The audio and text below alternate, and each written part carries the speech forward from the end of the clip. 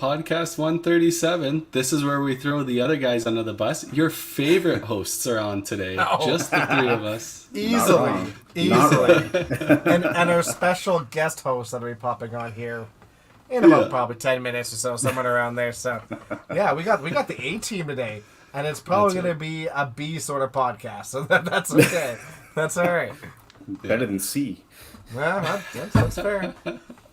Not gonna lie, every time that music goes on, that like intro music, it's like 5P Universe is here. I like it. Like all of a sudden, you kind of get antsy, you kind of get excited, and it's like all right, another podcast. Yeah, exactly. It still sounds like it's music from a different genre of video. Shut your trap. It's free. Free is free. That's right. Absolutely. Yeah, it's good. It's good. Obviously, so this is the Masters Nationals podcast, but we're obviously going to hit on a few more topics than just the one event. Yeah. But we're happy that everybody joins us. And if you're not in Alberta yet, we'll see you soon, all you national competitors for this session. So when was the last time Masters Nationals was actually competed? Was it 2019? 19, yeah. 19. Yeah. Gatineau, Quebec, you bet. Yeah.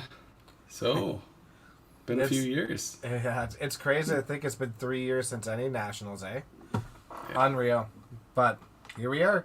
Well, at least they're back in full swing, right? And a really good showing by the Open there, and now try to take that momentum into the Masters. Yeah, and for sure. It's gonna be huge. It's crazy to think about Masters, and we're hosting it at Bonnie Doon this year, and man, it's the only center, one of two centers in Canada that can hold everything all at one place. But they're gonna use all 48 lanes all at once for Masters. That's just crazy, the magnitude of the tournament. It's insane. Yeah, that would be a packed house. COVID safe for everybody that's watching. COVID safe. Yeah. There's so much room there in the pit up top. Like there really won't be any issues in with respects to that, anyways. But it'll be fun to kind of hear the stories of just how many perfect games and all that stuff that kind of come through. We said this exact same thing at the Open Provincials, and we had like 2 400s total. So it'll be quite interesting to see what the scores are like. I think the perfect games are going to be harder than people think it's going to be. I mean, not saying that I think there's going to be a ton of 400s. I really do, and Bonnie Doon is indicative of those things, but. It's a different environment. You see a lot of perfect games in 3-player leagues where there's a little bit of momentum, and it's hard to throw a perfect game on a 5-player team. It just is. You don't see a lot of them. So the pressure's that high too, right? Yeah.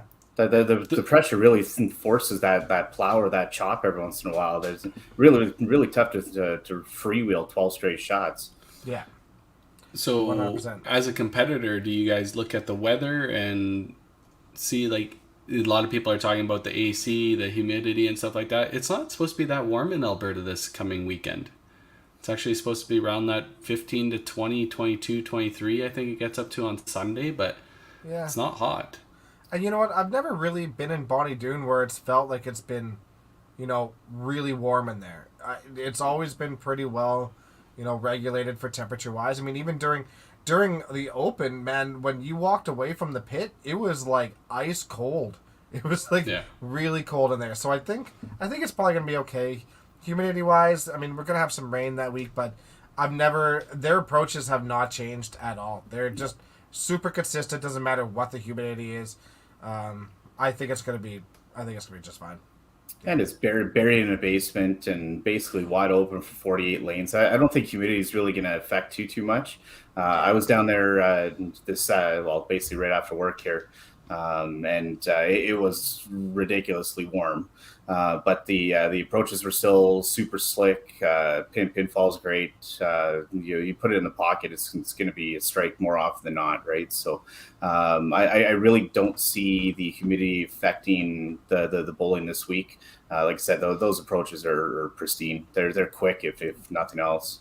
Yeah, and if somebody was going to tell you the approaches are going to be bad, it was going to be Weber. So there you guys go. This is if he's talking about the approaches, his word is gold. I just speak the truth. I'm not saying otherwise. I'm not saying otherwise. But you are one person that really is very particular about his slide, and if you're saying it's great, then that's people should take your word for it. Yeah, I don't see anybody sticking. Yeah. Anyways. Yeah, not at all. Not at all. Should be a great event. Really looking forward to it. Obviously, we'll talk a little bit more about Masters here and coming up, but we might as well talk about NBT here. A couple weekends ago, they had their event, and friend of the podcast and good guy, overall good guy, Mr. Brad Glynn, took the championship down. Yeah, absolutely.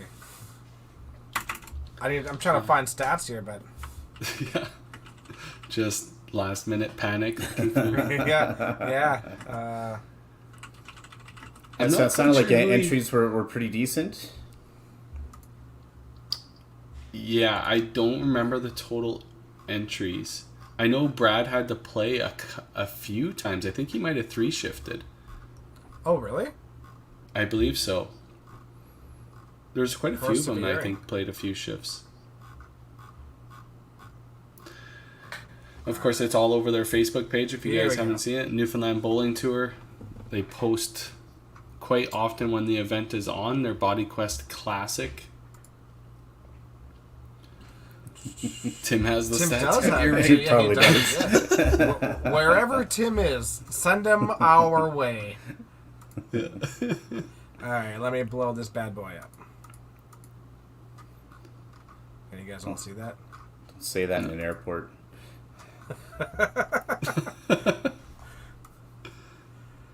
All right, so this is your qualifying shift. Top 24, I believe, made it? Yeah. Erica Murphy averaging 286. Awesome.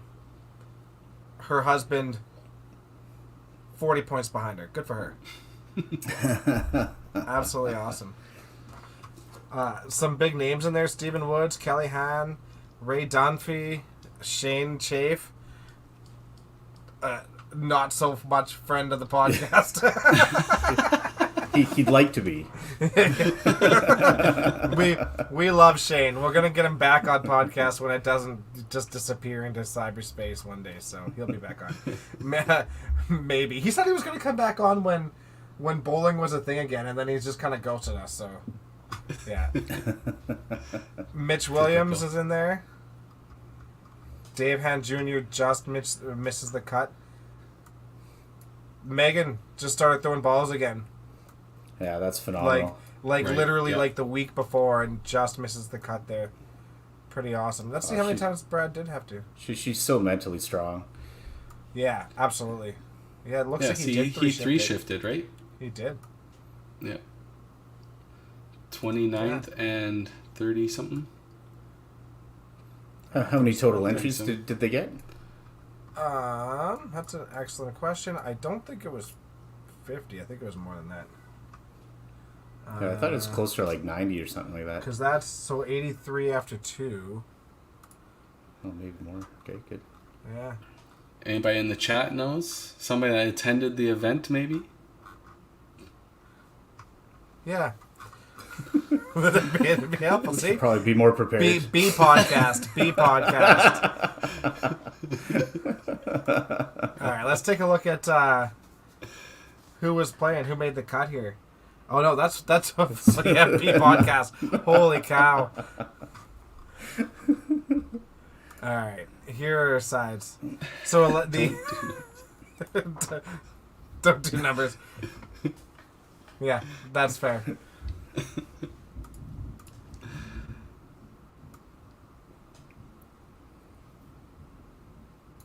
Yeah. Okay, let's just go up here.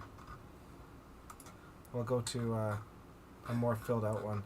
This is 100% a B podcast. I know, yeah, exactly. We apologize. We don't. They didn't put in scores with it either, eh? That's too bad. That's too bad. But we could see the winners on each side. We're gonna get there, guys. Remove that while you're looking. What was that? If people were paying attention, they could join our StreamYard. Oh, that's fine. Bring them in. We obviously need the help. Clearly. Okay, so on the A side, looks like Erica made a good run until Brad pushed her out. Yeah. And good for Brad too. I mean, like, yeah, mental toughness too, to 3 shifted and then find your way and then run the sides is pretty incredible. Just to give him a little bit more confidence running into this week too. Yeah, absolutely. Exactly. I went a 400 thrown against him. Now, KO, could you tell us how many games was each match? Were they 3-game matches? 1-game match? 2-game matches? I don't know specifically know the format of this, honestly.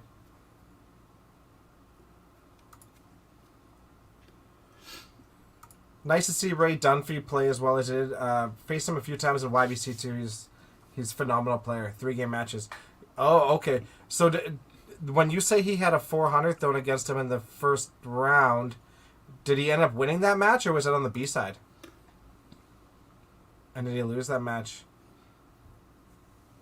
Looks like he lost on the I thought it was the first. Yeah, I thought it was his first match on B. That would make sense. Yeah. A 400 always usually wins a match pretty quick. It doesn't show the scores, Cam. It doesn't show the scores. Get out of here. You were so helpful. Andrew Murphy going deep on the one side there too. Gets up against Courtney Lucas. Who won between that match? Let's see what happened there. Courtney Lucas beat him and then faced Brandon Tibbs. And then Ray Dunphy versus Brad Glenn. That's a good match. I'm pretty sure it was Brad against Brandon, right? Or no, against Courtney. Oh, yeah. Wow. Good for her. That's awesome. Yeah. She's had a pretty incredible year. That's going to give somebody... we need a flash warning. Anyways, that was well done. Congratulations, Brad. Yes. It was kind of like a Tim long-winded. Yeah, they obviously had a great turnout. Absolutely, yeah. The event keeps getting stronger. I'm not sure if that's their highest entry event, but it's obviously still building. And it's doing so much for that community out there, too. It was something that they really needed. It's so hard to, compete in all the cash tournaments, whether it's Club Tour, WCBT, or anything like that, when you're, in Newfoundland. It's so expensive to fly anywhere, whatever. So they've always had such a competitive community, but now it gives them a reason to be competitive all the time, and it's definitely paying dividends. You see it in the Open, you're going to see it at the Masters. They're just getting better all the time. So kudos to them for all their hard work and what they're doing out there. But yeah. Great tournament. Congrats, Brad. Awesome job. And good for Courtney, man. What a season she's had. That's awesome. Yeah. So there was obviously another event that same weekend in Midland, the 400 Northern Lifestyle Invitational. They were run by Mr. Mike Torville. I think Jared Couchman was a big part of it this year. He was handling a lot of the back end stuff while everything was going on. Yeah, absolutely. Just wondering, do we want to wait till our special guest arrives? And I was waiting for him, but he's slow. Yeah, he said 15 minutes, 20 minutes ago.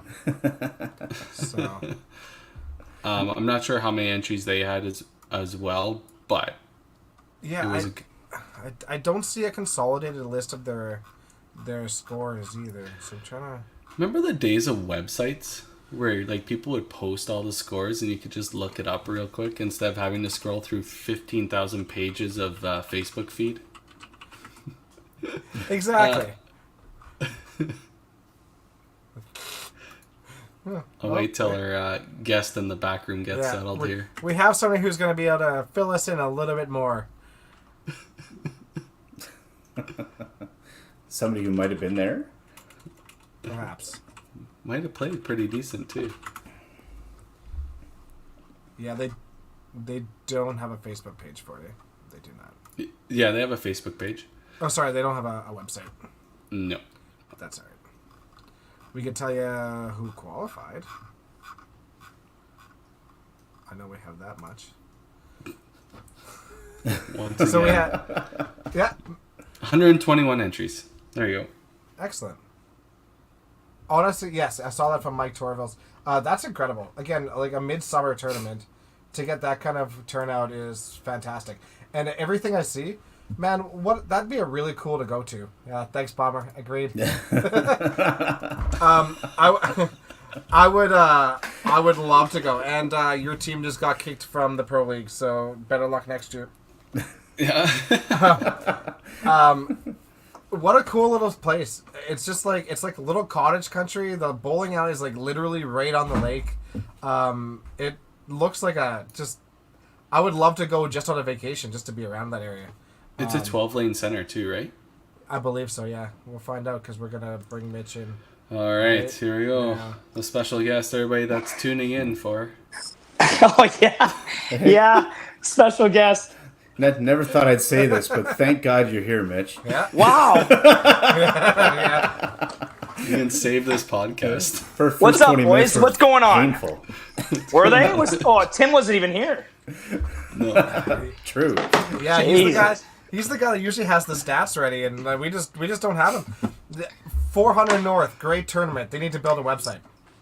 Yeah, you know what? They probably need a couple things, but you know what? They did a great job. Mike Torville ran that tournament amazing. He tried his heart out for probably 8 months. Like during the whole COVID lockdowns, everything, he did a fantastic job running it. Yeah, absolutely. Like I said, super cool to see 121 entries in the middle of summer. In a place that's like, I can't imagine super easy to get to either. So like, kudos to them. Unbelievable, man. 121 entries in June in Midland is like you know, I made a status about it a couple weeks ago, obviously, and I said like 5 years ago I never would have guessed that this would happen.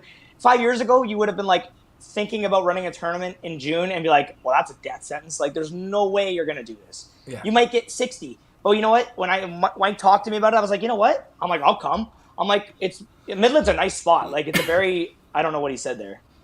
I don't know. I didn't read it. But He's trashing us, don't worry. He's trashing us. Like I said, I'll go. Midland's a great spot. It's got like a couple nice trendy like restaurants there. It's a little tiny town. But like we're like, okay, we'll just go a weekend away. It's $140 entry, just something to go play, see the people, and like have a good weekend away. And that's basically what it is. It was a great time. It's only 12 lanes. Basically, like I said, a whole bunch of people showed up that I never would have seen 5 years ago. And I think us being all away for the whole year and the last couple of years has really helped that. Yeah, Right. 100%. We're absolutely seeing that with obviously our WCBT numbers and what we're seeing with Club Tour. Holy You know what? cow. Sorry, speaking of that, with Club Tour, I was going to go with this as well. With Midland, it was 121 entries. Before we went to event-style tournaments, like copying you guys essentially, was because that's what our goal was to get to this event style, not just tournaments, the events. And before we did that, where we had one-day events and stuff like that, it was only 140 entries max. That was our highest ever before we went to events. So Midland was only 19 entries off of our highest ever Club Tour before October. Like October pre-COVID. Yeah. Right. Wow. That's actually crazy. But even before COVID shut down, 400 North ran their tournament that year, and it was a good turnout that year too, if I remember right. 100 exactly. Yeah. Yeah. Yeah, because we needed 100 to get to the 24-man playdown, so we all pitched in like $5 or whatever, and said, "Let's go." that. Yeah. So, and that's what's awesome. So like we were all worried, and we had every reason to be worried. But what was COVID going to do to our game, and what kind of bounce back are we going to get from it, and are we going to get a bounce back, and are people going to even continue to play at all after? And here we are hitting record numbers. It's just insane. People are coming out in full force, and it's incredible. We're hitting record. Definitely seen it more on the cash side of it, right? That high end. I don't know if we're seeing the same kind of everywhere, right? I think YBC numbers were quite down. I don't know if typical leagues were up. Our leagues were good. But yeah, YBC is a different ball game completely. It's tough. YBC Nationals starting next week, I believe. Yeah, Nebs. 9th, I think. They announced the tournament format like a week ago. Oh, What is it? Tweety. I don't know. I didn't honestly look, but it was like literally announced a week ago. So like that's kind of it's on the 10th. Yeah. Kind of a different sort of ball game for sure. But Yeah, YBC is a different ball game for sure, but I think it depends on what kind of proprietor you're coming from. Like, say, yourselves, Dex.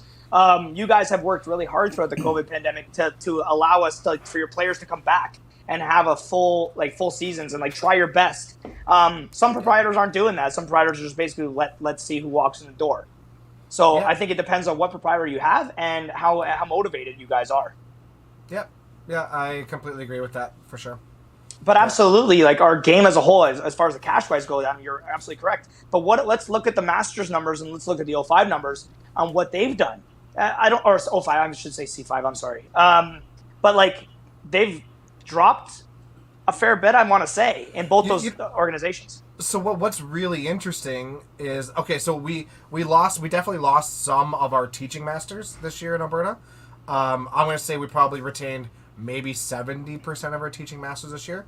Our tournament masters were higher than the year prior that we were able to play when it was in Newfoundland. We gained people this year, and nationals are in Edmonton. We gained people over the year before when it was in Newfoundland. That's insanity surprising to me. Yeah, it was surprising to us too. Yeah, no doubt. I think our tournament side would have been like relatively the same, but I played for I want to say 8 years prior to like me quitting. 7, I think. I quit for 6, and then I'm back this year, obviously. But those 7 years, it's amazing. You could watch. It was like the same 30, 35 guys that were trying out every year. But it wasn't the same. It was the numbers were the same, but it was always like 15 different people. Yeah. Mm-hmm. Right. So like if you were able to retain those same people somehow, you probably could have had somewhere of 60, 70 guys. Totally. It just makes no sense how you can't keep guys in the organization. I understand like it's a lot of money, time, commitment, and just overall like it's a lot of bowling, right? But yeah, I think that's the overall reason is that it's a bigger time commitment than any other tournament for sure. Mm-hmm. Yeah, no, absolutely. Midland was a great cap off to our season. I want to say for us here, we were able to. We didn't have a club tour this year. We're looking forward to next year getting to. Might be some new information coming in the next couple weeks about our second club tour, possibly happening next year in January. Who knows whether the new center is going to be yet? But we've had a couple interviews and. We're looking to announce that stuff probably next week or 2 weeks from now. Awesome. Nice. Yeah. Fantastic. Yeah. Just keeps growing. Totally. Yeah. I can't give you any information as far as Carrie. I watched the last podcast where you guys had Daryl and you were talking about the 5-pin pro league and everything like that. You guys were talking about how we might. Are we going to go back to August or for next year? Are we going to go back to October for next year? We're actually not sure. We're not sure yet.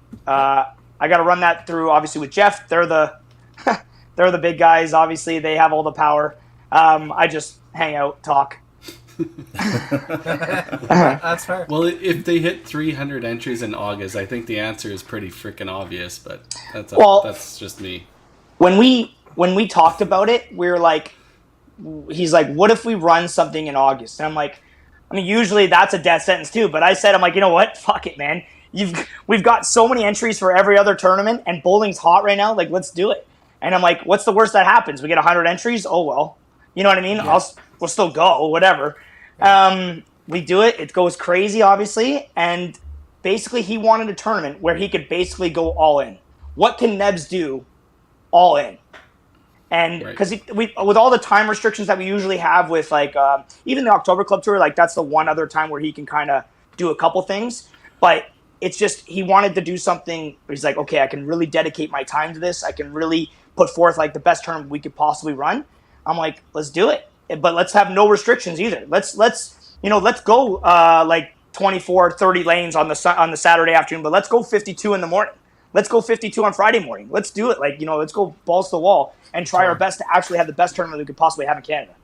Yeah. And that's no knock on you guys. Like, I think you guys run the best ones that I've ever played in my entire lives, right? Like, but so we aren't the England family. They are just a different breed, and they're phenomenal. They're just phenomenal at everything they touch.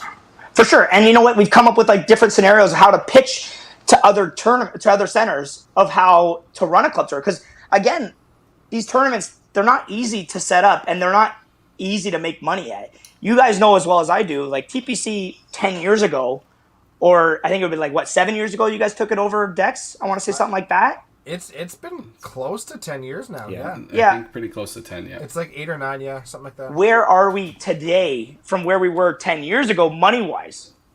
Right? And it's like, it was almost like, oh, we might break even on the weekend. We might not break. We might lose money. Who knows what's going to happen here? But I can go to Club Tour now and be like, okay, if a bowler costs, say, $500 a year to a center for being a league bowler, how much is it for a bowler to show up to a tournament, like on average? And we've got to kind of pin to somewhere between $70 and $80, because you're going to have your guys like myself who, yeah, will play 5 shifts, you know what I mean? Hey, 6 if you can. I would. But 5 shifts is better than making like 2 cuts in a decade. So let's talk about, let's go somewhere else with that first. But Yeah.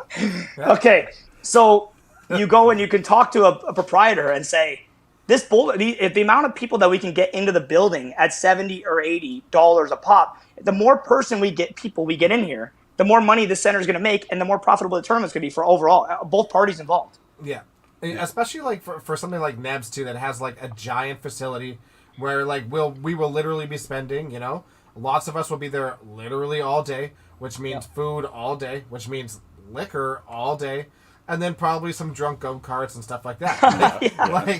There's a lot of money to be spent, and I know a lot of us spend a boatload of it at every cash tournament. So there's definitely money to be made now, especially if you can get the numbers. Absolutely. You like that thunder? Sorry. Yeah. Is that yours? I thought it was your stomach.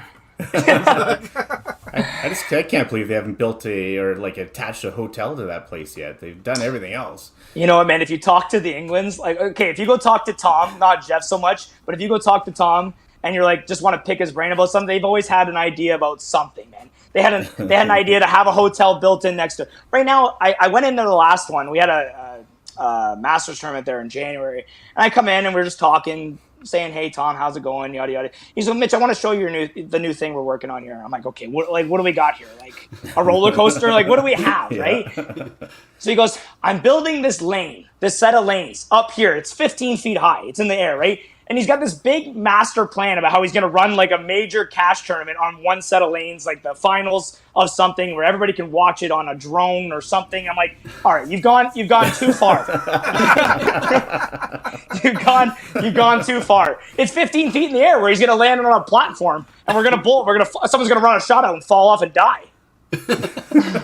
I did see a 10-pin video of suspended lanes. Like it was a thing in a bar where they had like lanes down below and they had suspended lanes above, and they were bowling on them.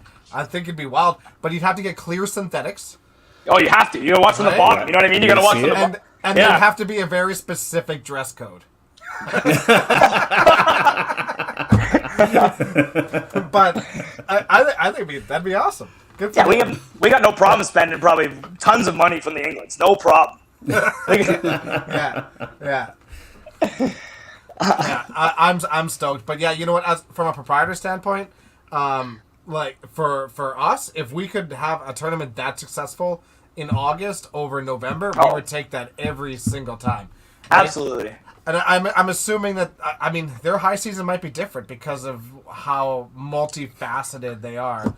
But for us, August, it'd be amazing to have a cash tournament with 400 entries in August. But just to show this again, to go back to it, like about how it's easier to pitch to centers now. So we were open to talking about the one center who were like, that's our primary center for January. We contacted them. Once I contacted them, word got out that I contacted them, and 2 other centers contacted me to have like a kind of a war, like a bidding war. Jeez. Yeah. So I told awesome.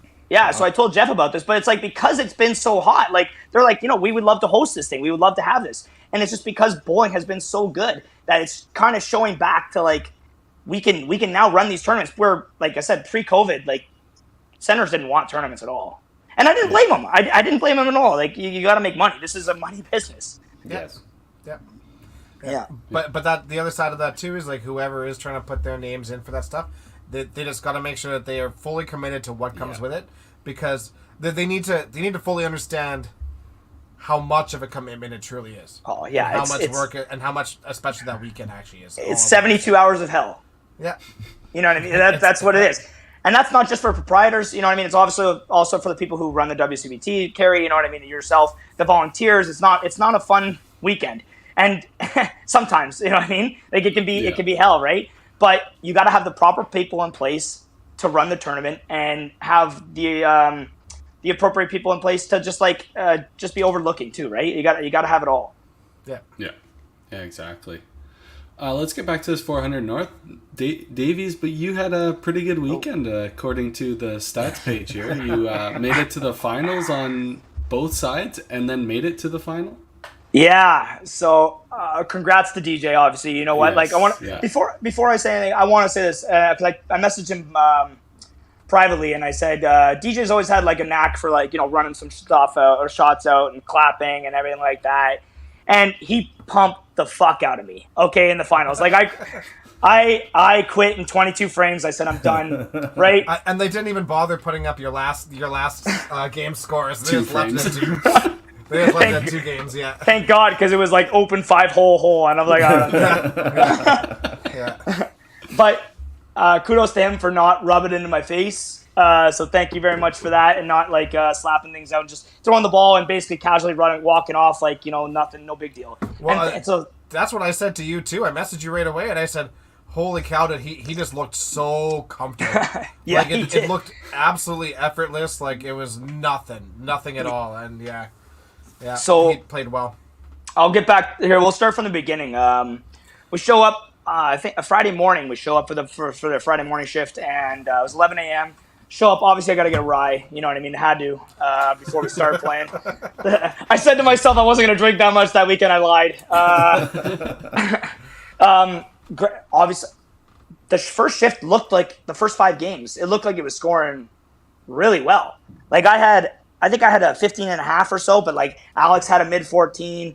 I want to say Matt Walker had a low 14. Like there was a couple guys that had it, and even after the shift was done, I think there was 6 guys over 2,100, and then I had a good 24, obviously, right? You beat the field by 200. Yeah, it wasn't even close. Yeah. So I felt like it was scoring really well.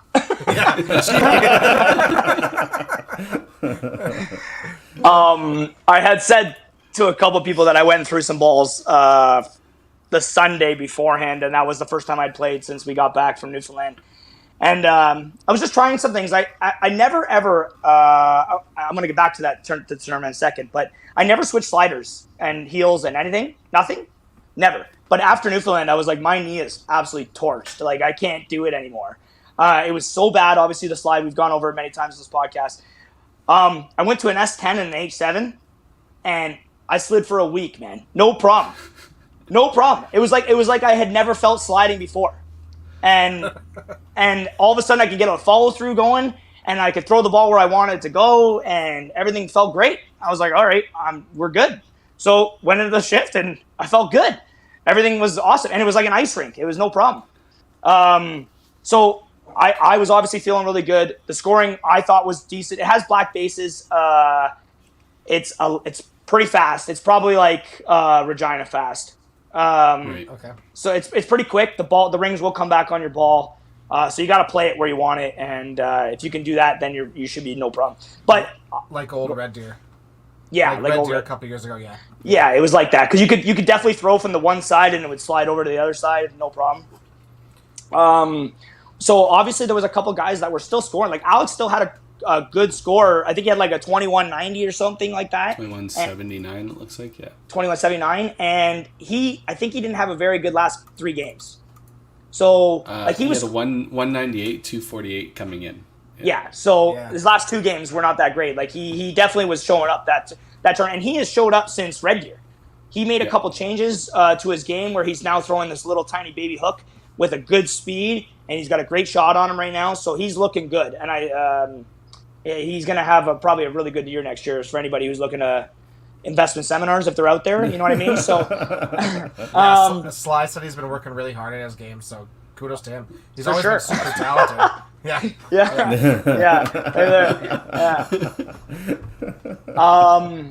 After that, we went to we had the Bakers that night. I don't want to get too much into it because it was like a little. We tried something different. We did the Bakers, but we put 2 teams on a lane, so it went a little longer than anticipated. We were still scheduled to be done around 12:45, 12:30. Not going to get into too much like logistics of like what's happened with centers and whatnot. But it was still a good night. Still had a great time. It was awesome. And go Jags. You know what I mean? I was playing with Al. Man, Playing with- kudos, good for him. I was really happy for him, honestly. Yeah. Al, yeah. We were yelling go Jags. Cassie was on the lane with us too. She was playing with Greg and Jarrett. And Jarrett was obviously lit up. No. No. Yeah. So we were yelling out "Go Jags!" Cassie's getting all pissed off. She goes, "Can you guys just stop? Like, what's wrong with you guys?" And we're having a great time. So it was a good time on Friday night. And just like you heard a couple people dropping out before the tournament, so you just didn't know what the turnout was going to be like on Saturday. But Saturday was awesome. Like you still saw from faces from old, faces from new. You had kids there that are in YBC that are ready to go to YBC Nationals, and it was like they were playing their first cash tournament, and it just reminds me of like what you guys were like 10, 15 years ago, and how much you've grown. And I want to see that happen for us as well. So it was really cool to see that. We did have a seminar, by the way, but that's another thing here or there. The Sunday format was a little different. So the cut was off. Let me go back into this. So obviously the center, I said it was pretty good scoring. I felt so. But if you watch, the more I watched it on Saturday, it looked really tough. It did. You watched good bowlers. Like Greg had to play twice, and he had an 1870 and a 2040. Sly had to play 3 times. Yeah. Right? Like good bowlers, man, had to play multiple times, 2 or 3 times. And you could just see that the scoring was not as good as I thought it was on the Friday. And I was like, wow, this is going to be a challenge, man. When you shoot 2,400. Oh, you think it's easy. You know, you think it's easy. Yeah, no problem. Exactly. But you know what? Having 1975 made the cut. 73 or 75. Yeah, which is crazy again because I want to reemphasize something. We had a club tour at Elmira and we had 110 entries and we took 24, so 11 less, which was 17 inches black bases. Just so we're clear, okay? Like it's candy, but it was 2160 the cut there, and this is 1970 with 10 more bowlers. That's it. Yeah. So it's like that's crazy. Yeah, it is. Yeah, but it's good because that also creates re-entries, right? Oh, for sure. Yeah, there was guys that were re-entering with like 2020, but you didn't know. Like Charlotte almost bowled again. I think she had like 2030 or something like that. And like at first glance, you're looking at it, you're like, okay, you're 8th after the first shift. In theory, if you go 8-8-8, you should be 24th. So you don't know what you're going to be. You're talking about it. You're figuring it out. But there was still a lot of good bowlers to go in that last shift, and you didn't know what was going to happen. Good for her for wanting to re-enter, though. She's all drive, though, isn't she? She's all drive. There's no talent there at all. Like, absolutely none. She's going to murder you. Oh, yeah. She'll get me on the weekend for sure. Yeah. Sunday came around, and they had so it was the top 8 had a bye, and then 9 versus 24, 10 versus 23, et cetera, for a 5-game match. So the first year they ran it, they did an A side, B side for the entering to get into the top 16s. But me and Mike discussed it, and I said, listen, for time frames and just to make it overall easier for everything, I said, so why don't we do a 1 match, 5 games? And it should even it out because it should still give you a fair bit of chance. If some guy shoots a 9.5 at you and you've got a low 8, you still got a good chance. You still have a chance to come back. And we went with it, and the time frames were bang on. We were done at 11:10. We were ready to go at 11:30 for the next round, and it was bang on. No problems. Awesome. Yeah, it went really well. We did the A side, B side, obviously, and I can't remember who I played my first round. I played Greg. Yeah. Forgettable. Did you stomp him twice? Yeah, I did stomp him twice. Yeah. Well, he just beat Charlotte, and he shot a 401 game 3. Or game 4, sorry. Going into game 3, it was like 8-10 to like 770 or something like that, though Charlotte was staying in it. And then Greg throws the 400, he blows her out of the water, and that was her first cut ever made, though. So that was like, a tough opponent to play your first round. Yeah. Oh, you know, I go up against Greg, I shoot 340 to his $170. Yeah. And 338, 175. Actually, funny story about this. Go ahead, Dex. Sorry, go ahead. No, as I said, then you shot a whopping 219 and still gained 2 sticks on him. So, funny story about that one though. We come up we were bowling on 3 and 4, and right before that, Jim Head was on that lane against whoever he was playing, and there was a couple scoring corrections with the board, or the board had to get fixed or something like that. So I go to Greg, and there was Alex was on the lane as well with. I think his name was Drew Wagger was with us as well. So we discussed it. We're like, okay, we're going to stay here for the first game no matter what. If it does it consistently in scoring corrections, we're going to go to 11-12 and we'll get out of the way. First game, I shoot the 338, he shoots a $170. There's like 4 scoring corrections. Greg's like, do we want to move? I'm like, nope.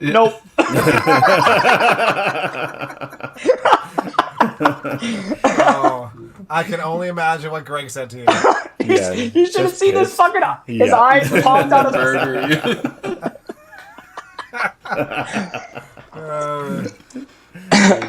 So we ended up moving halfway through game 2 because I only had like 100 in the 5th, and it's like now's the time. He's like, you piece of shit. That's funny. Yeah. We end up moving to 11-12. He had a rough one. But you know what? I said to him, for a guy who literally couldn't throw strikes, it was actually unbelievable how he was staying in games.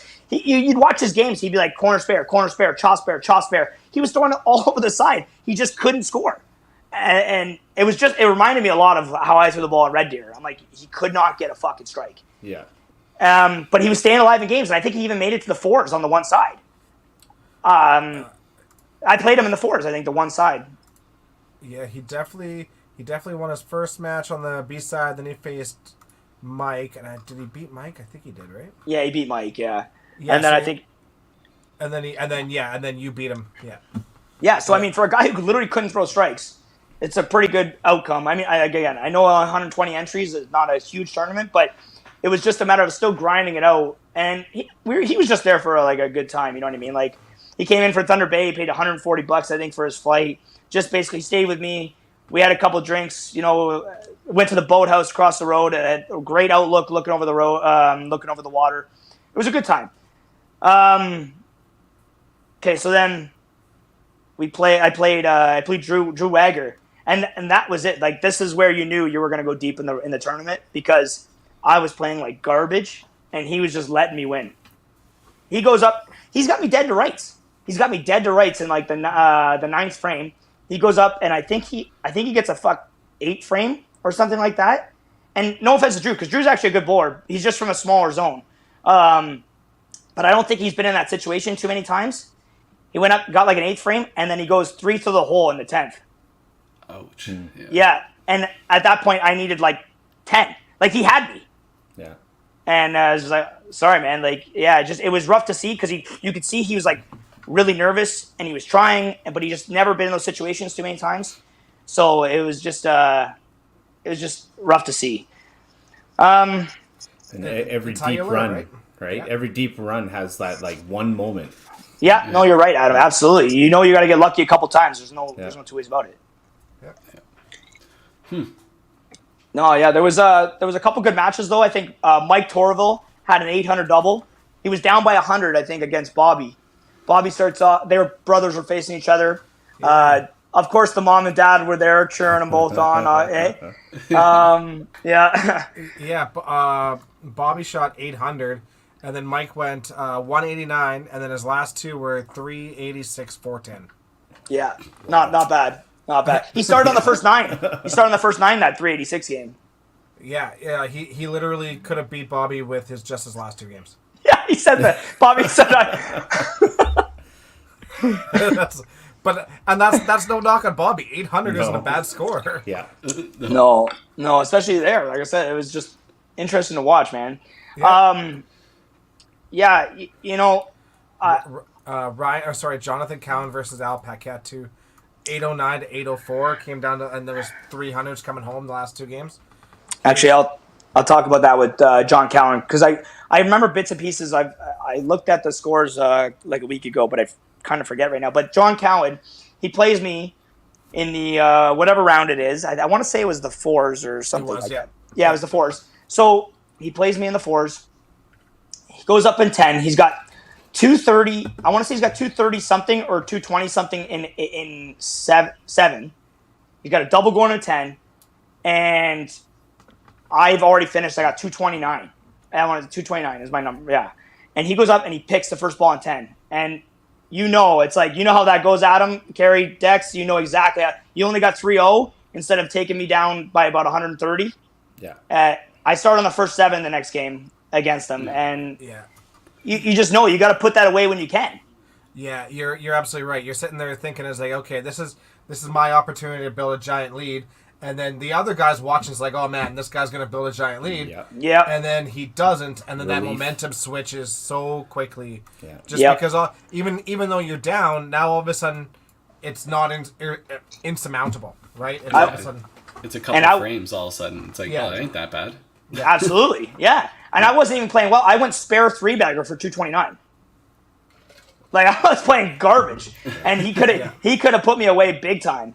And I come back with the first 7. I think I shoot like 350 or something like that, and 369. Yeah, 369. Yeah, Nice. Yeah. And you know what? You could tell John just wanted it so bad. He wants he's really become a player in the game the last couple of years, and he wants to take that next step, and he wants to be recognized as that. And he is. Like, I recognize him as a great player. You know what I mean? I don't think he has much to prove to anybody. I know he wants that win. You know, I get that. It's just he puts... Fortunately for his pedigree, he needs that win as well, right? Oh, for sure. One of those things. But yeah, no, I agree. He's trending upwards big time. For sure. It's just he puts so much pressure on himself, I think, to win that one match.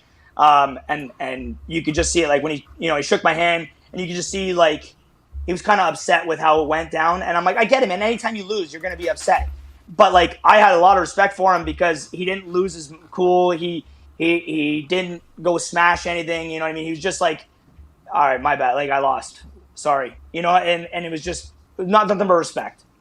Nothing but respect there, for sure. There's a maturity level, right? And all it takes is a few years like that, and especially being around the tour, and for the majority of people that are on tour, there is that like respect factor and maturity level that's just naturally built. And all of a sudden you kind of become part of that culture, and it improves your game, and you realize you don't have to run everything out. You don't have to expend all that energy. Like you start to realize by being around all these guys, and he's a perfect example of that. Yep. Yeah. You start to learn how to conserve that energy, and that is massive. It honestly is. Mm-hmm. I played DJ in the round of the finals on the A side. And DJ's had some life issues come about lately, so I don't know too much about it, obviously. But he showed up with his mom there, and his mom was cheering him on. And I was just trying to do my own thing, and I threw a strike for like a triple the one time, and there was like a leaning corner, and it falls over, and all I can hear is, "Oh damn, it went over." I'm like, what? Right? And so everybody starts laughing. I was like, "Oh, thanks, Mom." You know what I mean? Yeah. DJ win the. I think I was down. I was up 70 the first game, and then DJ came back with a good 3, and I had a low 2 or something like that. But it was like, it's just been the tale of my season. You know what I mean? I have no idea. Kind of. Me and Dougie were talking about it that day. Actually, it's just like, what guy's going to show up on that day for myself this season? That's kind of how it's been. Yeah. But DJ took advantage of it. Actually, I want to tell some.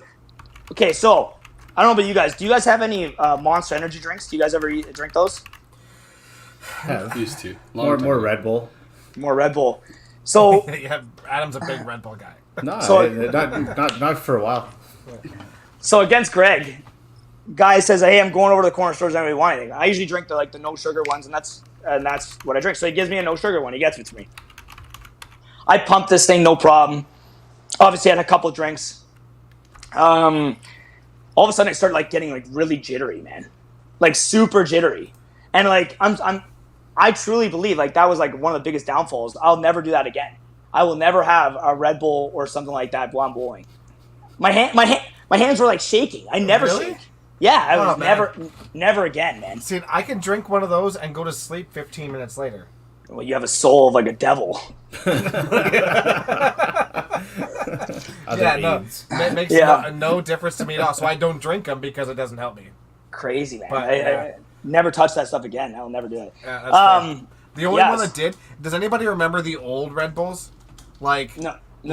They were the original Red Bulls were little small square bottles, and it was a syrup. Really? Yeah, you can. And now they're illegal in Canada. You can only get them in Thailand.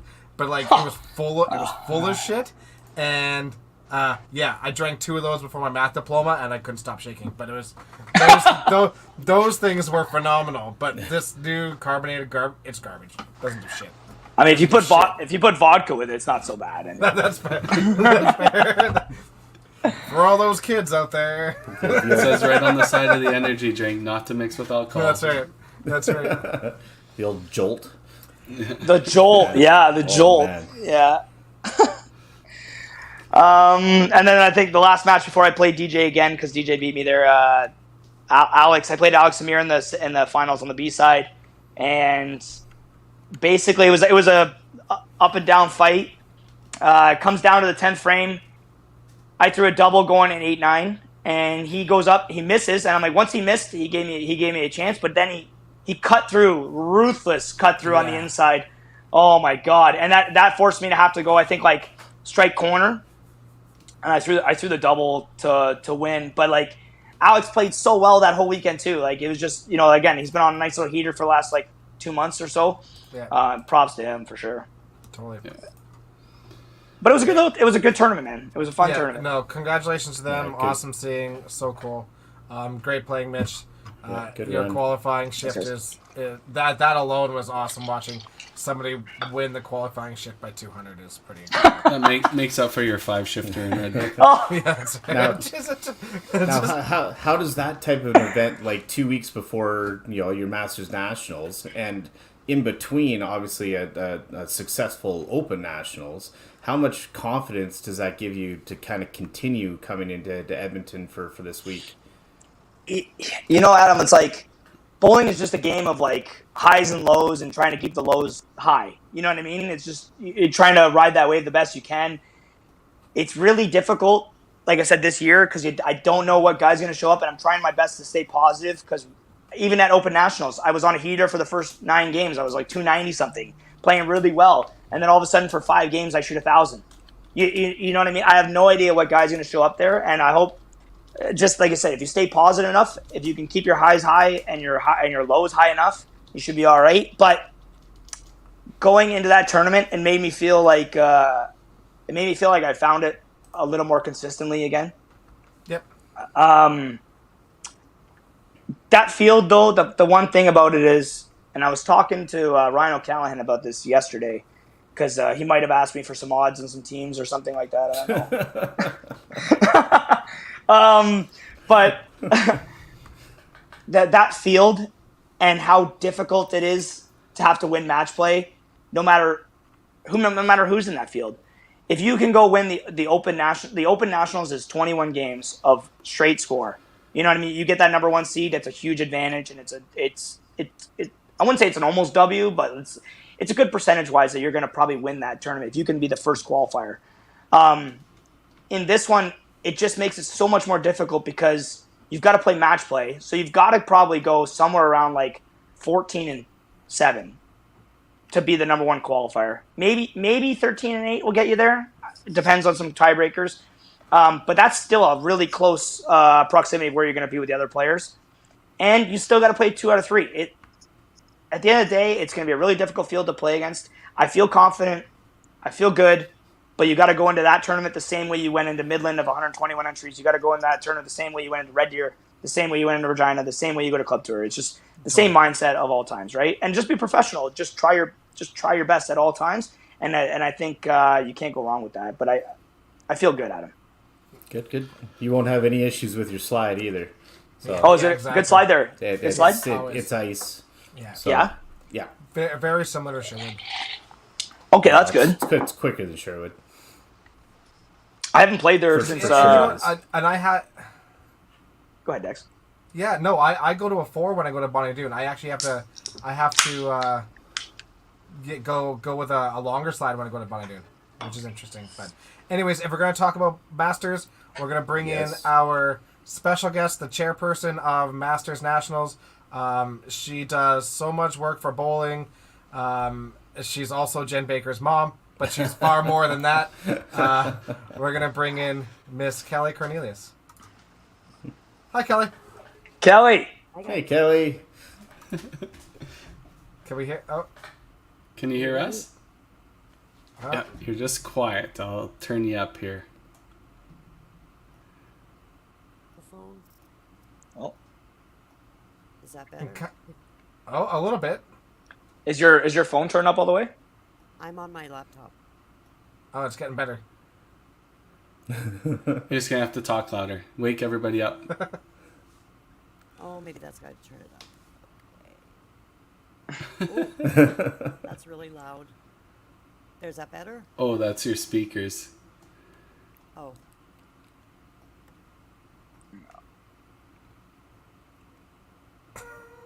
Maybe it's my crappy head. It's a technology blockade.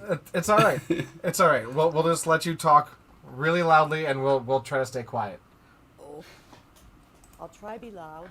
I'm tired today. Yeah, I don't doubt it. I don't doubt it. Welcome aboard. Thank you for coming on. Thank you for having me. How excited are you for the weekend? Pretty excited. It's been a lot. Not gonna lie. It's big. It's huge. But learned a lot. Dealt with some really amazing people, and here we are. So I'm at the hotel now. We're gonna get things set up in the registration room tonight. So this place will be buzzing by tomorrow night. Yeah. Early arrivals start tomorrow. Although I think we do have some people that are already here. And then the rest of the arrivals will be on Friday, right? That's correct. Yeah, a lot tomorrow. But I do hear that there's some flight problems already. So. Oh no. Lovely. Yeah, some Newfoundland delays, and so it should be interesting to see. Make sure everybody gets here on time. Yeah, for sure. Hopefully it's not like everybody trying to get home from Newfoundland, because there was a few that it was quite a few days it took them to get home. Oh, like from nationals? Yes. Oh, really? Oh, well, I do know that somebody's here at the hotel already that came in on Monday, and they have no luggage still, Wow. including their bowling stuff. Oh no. Well, if anybody needs anything in like terms of bowling balls or stuff like that, Yeah. I've You got them covered. You got them covered. pretty eh? much everything there is possible to have. So let me know. I could help people out in that way for sure. Yeah, if there's one thing about this community, like if anybody needs anything during the event, just ask, right? Yeah. 'Cause so somebody will have something to help out. Yeah, Wow. we have a really solid community here, so we'll make sure you're taken care of for sure. I will mention that to them then, and it's some folks from Newfoundland. So Yeah, deal. Okay, yeah, we'll make sure to help them out. They think the luggage actually might still be in St. John's. They don't know where it is.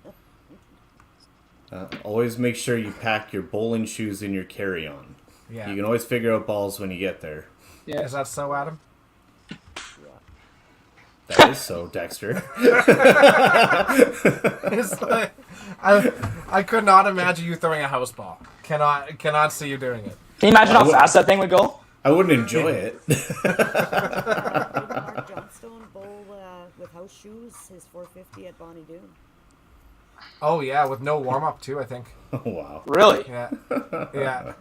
Actually, I watched that before. It was the athlete of the week. Yeah, that's right. It was the athlete of the week, right? I remember being like 16 years old. I watched that thing on YouTube, like, what the what is this thing, right? They got all these like videos of him throwing a strike at Bonnie Doon. I'm like, this place got to be easy, man. It wasn't then.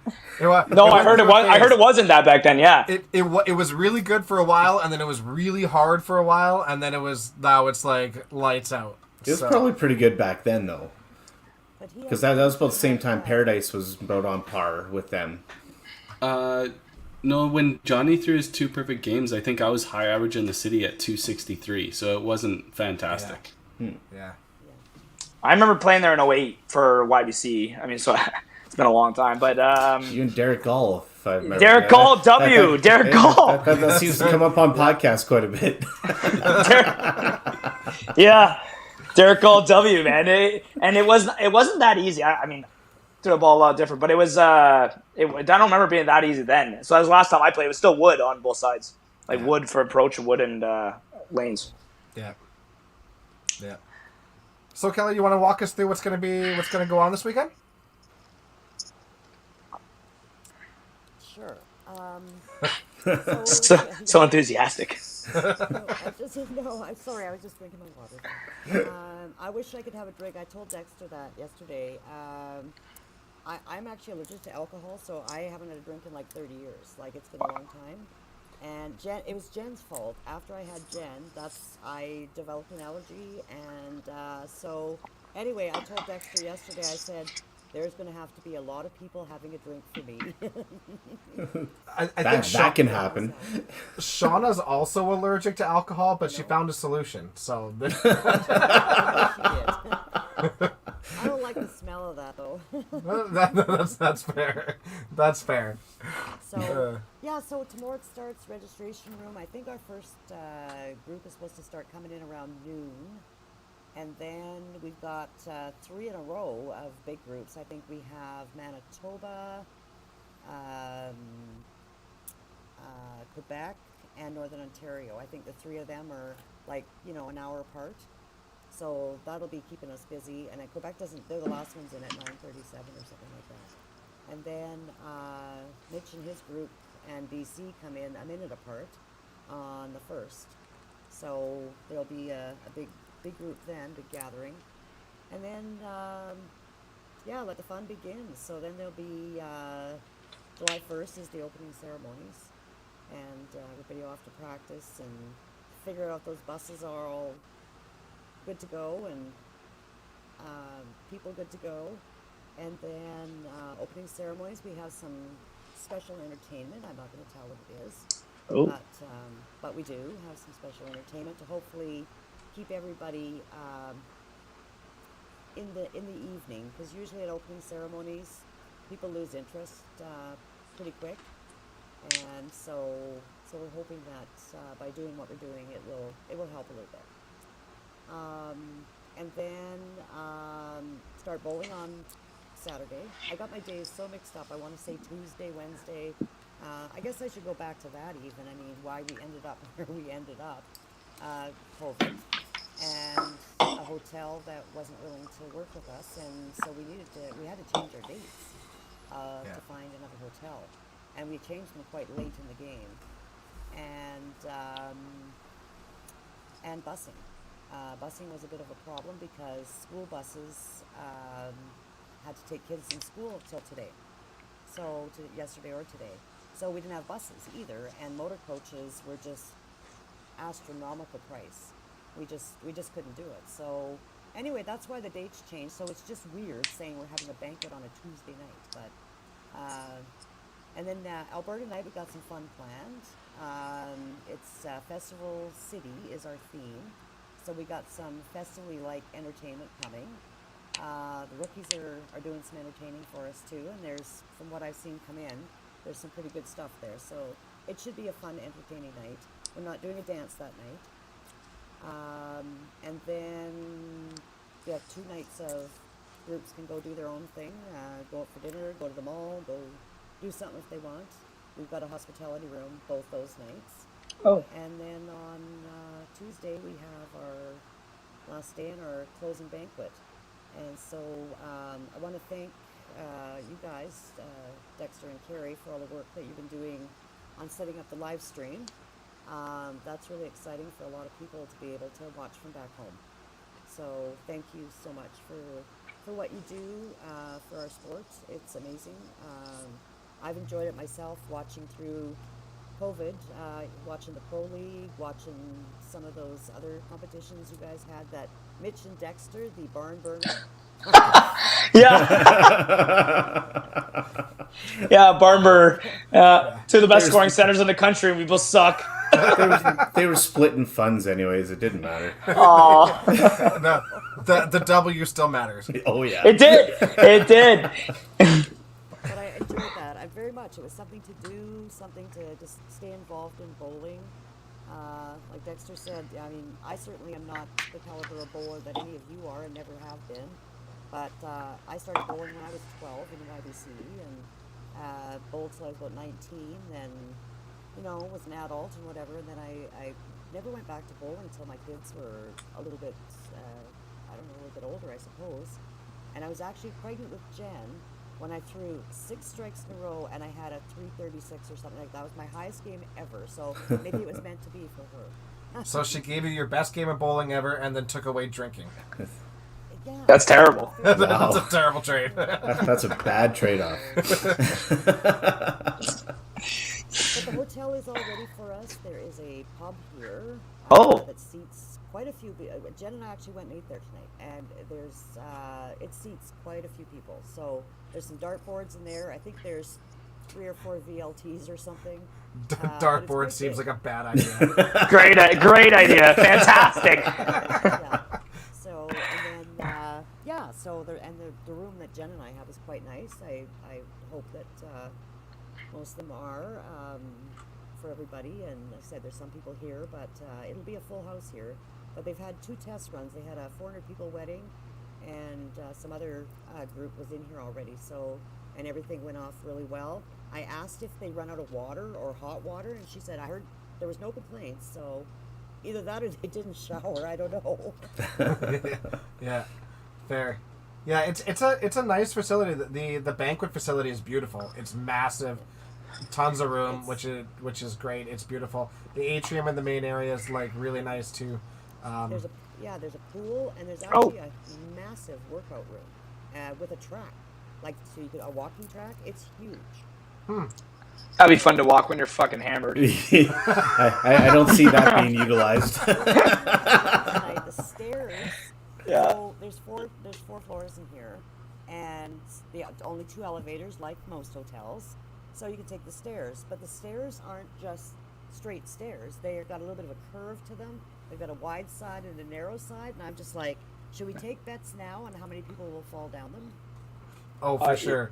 Your daughter will be the first one, too. She did. Well, she hasn't yet, but then they haven't started drinking, so. Yeah. For sure. Do we want to tell them who's in charge of, like, transportation and stuff?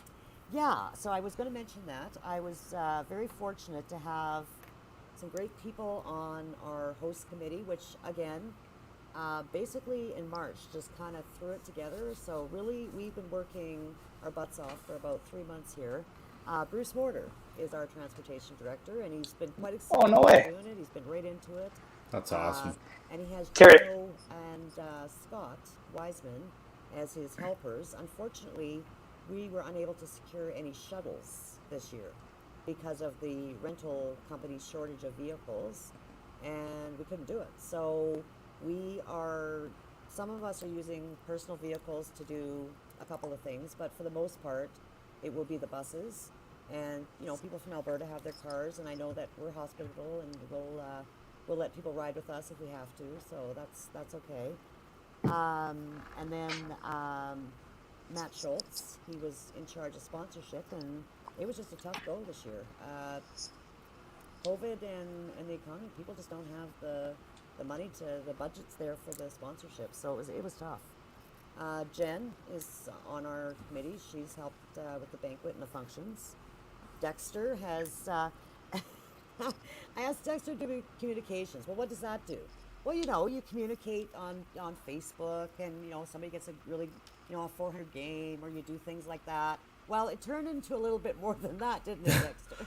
It is what it is. That's quite okay. It's all right. You took away my 5-Pen Universe helper, Kelly. I'm so sorry, Carrie. But he's... It's a private company. You'll be all right, okay? I appreciate it. And Tim, too. And then Brian Sudbury is the tournament director, so at the Lanes. Jamie Sudbury, she's been helping out with the Alberta website, so she's been going to be posting information and stuff on there and scores. Blair Tuck is our treasurer, and we're very lucky to have him. He's a great guy. Incredible. And then there's Ernie McCullen is our head judge of play, and then last but not least, Daryl from BPG. Can't say enough about the things that BPG and Daryl himself personally have done for us in a very short period of time here and made things happen. I'm so thankful for that. They did our program, so you wait till you see it. It's a class. It's very classy. So can't thank Daryl enough. Yeah, Daryl doesn't get enough credit for the things he does behind the scenes for things, and he's a big supporter of a lot of stuff. So yeah, he definitely put in a lot of work into this. That's for sure. It's been awesome. Yeah, well, yeah, and the souvenirs that were ordered online, they're all here. So Jen and I, after I'm done here, we got to go downstairs and do some work. So and get the room all set up and ready for tomorrow. So I've got lots of helpers, lots of volunteers that have come forward to help with the lanes and do the runners of the press sheets, and also here at the hotel with the registration. And Jen and Tegan McCarr is going to come by for a bit. Her mom's artwork. There's a little. She made me a direction sign for the lobby, so it's standing up in the lobby now, showing you which way to go to whatever you have to go to. And then she made me a really cool selfie frame for Alberta Night, so people can take their selfies. So it should be a fun night. It should be a really fun night. Yeah. I just thought it was so cool that Bruce is going to be the guy doing transportation. I just think that's awesome. Like, I can't believe you said yes. Can you think of a better So person to awesome. be like the guy to like greet you as you like enter Alberta? Yeah. That's I'll just tell you what awesome. happened, Incredible. though, is so Matt Schultz, I asked him, and it was dependent on whether he made the team. Sure. And he only had bowled, of course, the 2 tournaments before the last set. And so he says, okay, I'll let you know. Well, of course, Matt made the team. So I said, well, now what am I going to do? So anyway, he goes, I got an idea. And within about, I'm not even kidding you, it was probably an hour and a half. I had a text from him, Bruce Mortar. And I was like, are you kidding me? So I said, what did you have to do to get him? But absolutely, yeah, Bruce has been right into it. He's got his spreadsheets. He's got stuff going. And Bruce and I were talking about it, and people, missing the bus or doing stuff, and we don't have shuttles, so it's whatever. And so I said, yeah, just heard the cats. He goes, well, I used to be one of those cats, so I know all about it. Yeah.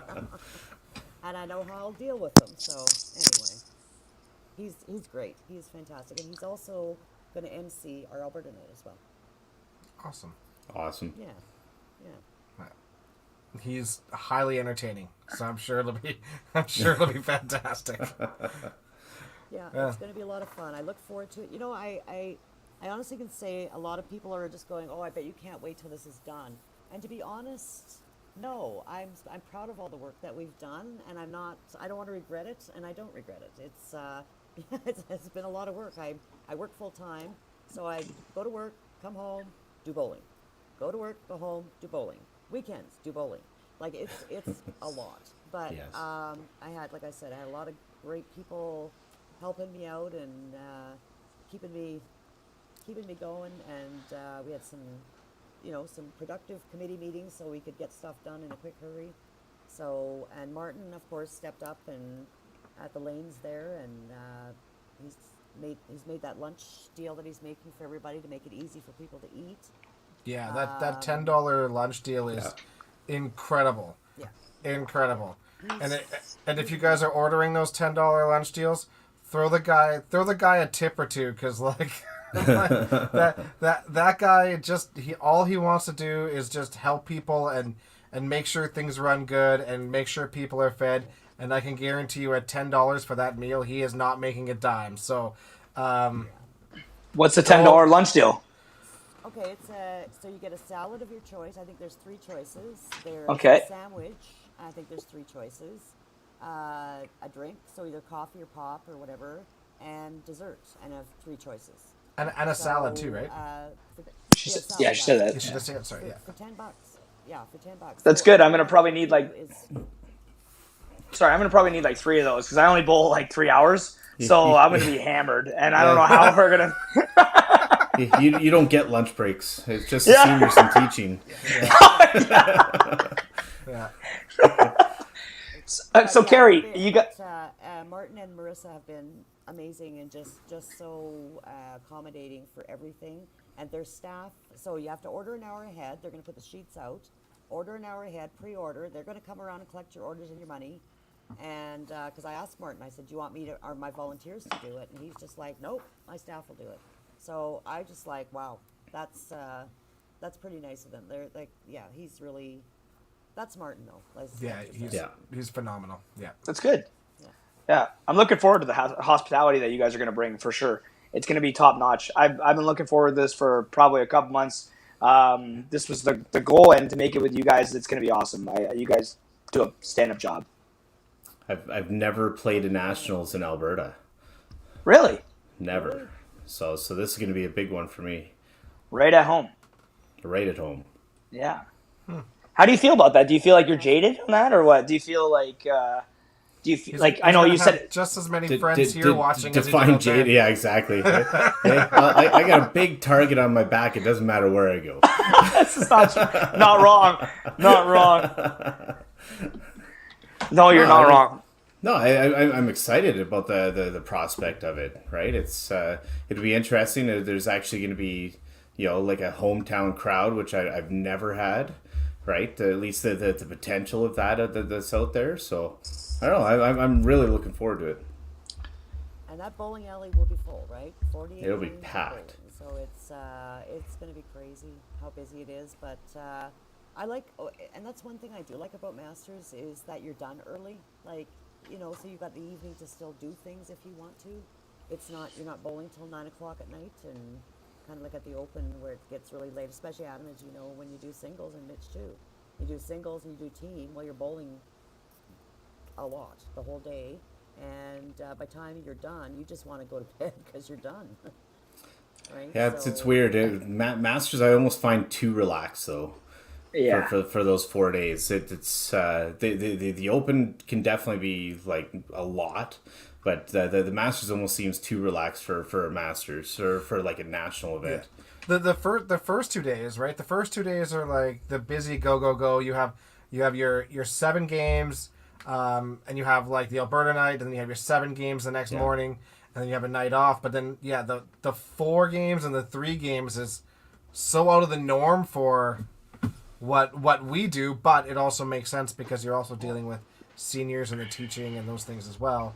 It's a different demographic for everybody, right? And I think that this year, just being able to host all divisions and singles all at the same time, I think at least the singles won't be segregated and have to find other things to do while the teams are playing, et cetera, et cetera. I know that was one of the toughest things a couple years back when I was playing.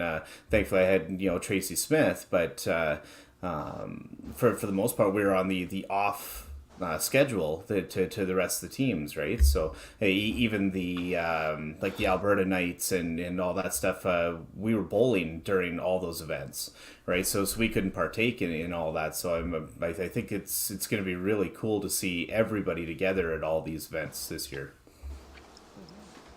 Yeah. Yeah, for sure. Not having to coordinate buses all over the place Yeah. to different bowling alleys. Yeah. Right? So maybe that's what. Maybe Bruce wouldn't have agreed if he would have had to do that. You know. But Well, just that's- having one set one set of lanes to go to and back. So. I want to go over that though, Adam, with you like for a second because it's true. Like about the too relaxed part. Like I only bowl.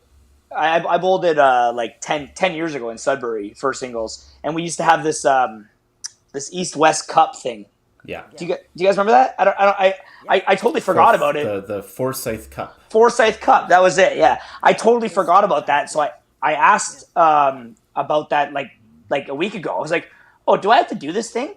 And they're like, no, they got rid of it a couple of years ago or whatever. But I was like, oh, okay, well, good. But like at the same time, you only bowl for 3 hours. Thank Right. God that all the teams are in the one center though, because then you can go hang out, watch them, have some drinks, you know, at least partake in being part of that team.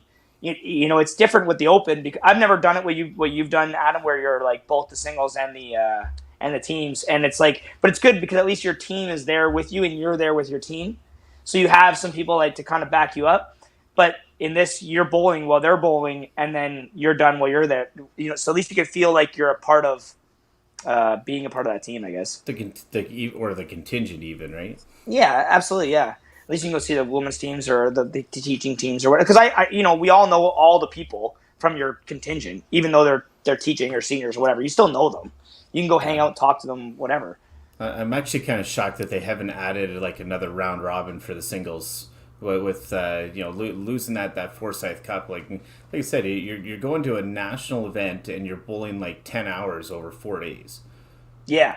Like Yeah. does that make any sense? I don't No. know. To me it doesn't, right? So, but I honestly think you get to a national event, you want the more games out there because that's what's literally going to, you know, define the field, right? Even if you still have, you know, the step ladder at the end type thing, that's fine. But you know, you throw in like, why are you wasting time? I don't know. I'm in full agreement. Go ahead. Sorry.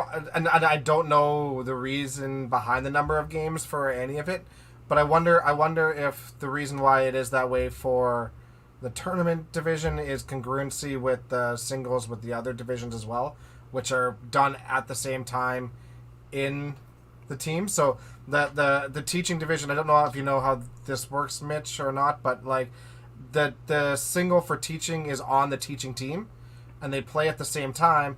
And then their score is also playing against another person that could be on the other in team. that lineup. Yeah, on that lineup at the same time. So I wonder if they do that for congruency between them. But that's good feedback that could be brought forward to the national board for sure. That's not a bad idea, Adam. I never even thought about adding another like another round robin to that as well. That could definitely work. It's like you're only adding like 2 or 3 possible games a day type thing, right? Yeah. Like they were doing it as a time filler for that Forsyth Cup. Right. Right? Like it really meant nothing. No one cared. If you want it, you want a drink ticket. Yeah, no one cared. Like, and you got a shirt you'll never wear again, right? So it's like we're at a national event, right? You want the bowling out there. I'm totally agreeing with you, Adam. But at the same time, I do think we're actually spoiled by cash tournaments these days. I think we are because we bowl so many games in a day. Where you can bowl 30 games, 40 games in a day when you bowl like a Sunday, and it's like that should be a meaningful win. And we do agree with that. Same when we're looking at Masters or the Open, you should have more games than what they're talking about to this day. Like I know not too much detail, but we play 12 games for our provincials. It should be more games. I always say this: it should be more games because it should mean something when you win that. And I agree with you as far as the singles go for Masters. Why not do another 7 games? Whatever, it's 2 games, like you said, a day. But that's good feedback. That's really good. I never even thought about that. Yeah. Carrie, you guys are doing the 5PU streaming. What do you got? What's your plan on that? What's the start off? Where's the end? Where's the finish? Who's on it? What's going on? Yeah, so we're doing 3 live streams. There will be 2 5-Pin Universe channels, one with commentary, obviously, and then the Masters has a YouTube page that we got up and running, so that'll be... I made one up last night, and I didn't tell the national board. So I made a Masters Canada YouTube channel, and I made a fake email. So if anybody needs that in the future, you guys can have it. But it's there. Breaking news on the podcast. Yeah, but just so it could be all on YouTube. It's all recorded forever, and we can do it that way. So we'll have 2 streams, and I think we're gonna try and make it so if somebody logs in, they want to watch the Teaching Masters, they just have to log on to one YouTube channel. They won't run into, oh, you're watching Teaching Masters this game, now you're watching Tournament Masters, now you're watching singles. So unfortunately, with the bandwidth and everything at Bonnie Doon, it's really good, but we all know that live streaming is super dependent on the internet. So we will be watching that very closely. So we'll have one stream hopefully on Teaching Masters, one stream on Senior Masters, and the main stream probably will follow tournament. It'll be men and ladies, obviously, as things go along. We're hoping to catch every single team at least once on a live stream. We're not going to try and miss anybody, but we don't want to move the cameras around every game like we did for Open Provincials. So we'll try and put them in the lanes that will get hit the most often. But with such a large center, we run into Wi-Fi issues across the whole center too. So we'll try our best, and we'll try and make the best product we can. But it's going to be interesting because my setup was supposed to be Friday night, but now there's opening ceremonies, and one of my helpers is being pulled away from me. So, and I don't even know if Bonnie Doon will be open due to Canada Day. So, so it might be an early Saturday morning getting things set up. So they'll be open, I think, Carrie, because there's practice there, like in the afternoon, and I'm sure. Right, but I work Canada Day, so it's not like I can be there in the afternoon. This thing called a job, eh? That's what sick days are for. Yeah, no. If internet becomes an issue, I already talked to Martin, and we know how we're gonna shut down the SSID if we need to. So we'll shut down the Wi-Fi feeds as needed. I think we should be anyways. I think if you're at a bowling center and you're playing bowling or you're watching bowling, you shouldn't be on your Wi-Fi anyways. So turn your cell phones off. Yeah, just privatize it right away. Privatize before change the password right now. Yeah. Just with that amount of people, like the Wi-Fi is absolutely gonna get crushed. Like we're pretty good lately that we can isolate what we're doing fairly well because we bring our own routers and stuff in. But if the bandwidth is just being crushed in the building, it's tough to separate everything. But we'll see. We'll have some solutions. Yeah. Have to make sure you get the singles in there too. Yeah. What do you and just so everybody knows, 5pinuniverse.ca/videos, you can go right to the website. It'll have all 3 feeds there, and you can run them all at the same time you want, or you can click on it, it'll take you directly to the actual physical YouTube channel, stuff like that. So we're Once hoping we get those links too, we're gonna send them off to the Masters Nationals website, and they'll have them up there as well. Yeah, I'll post them all on the Facebook page. It can be embedded into the website and stuff like that. So you don't have to go. We know, learning from what happened at Open Nationals, they had to create like a Twitch channel, a YouTube channel. I think they did some Facebook stuff too. We're just gonna do everything at YouTube, and hopefully it'll be pretty one-stop shop kind of idea. Love it. What do you guys think of have you guys had a chance to look at the teams, the men's, the ladies? I could not tell you the teaching ones, I'm sorry. But the like the tournament men's, the tournament ladies, I've had a chance to look at the tournament men yesterday. The Alberta creating odds. just maybe. Maybe. You know what though? I will say this, like the Alberta team obviously will be the top dog in my mind. But I would think it would be a toss-up between Manitoba and Ontario for the number 2 spot. Just looking at those teams, that Manitoba team has won a couple times in the last couple of years. They're pretty solid. They're pretty good. They got Derek on there right now, like the recent Heritage winner. Dwayne on there. He's had a great year where he's had four cash tournament cuts. great turn. But then the rest of the teams I've had a chance to look. There's some teams that I don't know all the names, to be honest, on it. What was it? Saskatchewan. I'm sorry. BC, I know like 3 guys on there. I think Jordan Schuss is on it. Aaron King. It's Bob Herman. Oh, Bob Herman. That's right. Yeah. Yeah, Bailey Lawson, Jordan Schuss. Bailey Lawson. Sorry. Kevin Heisler. Yeah, I know Kevin. And then Tim Flack, young guy. Kevin's made quite a few open nationals. Well, at least one for sure. I know that. Yeah.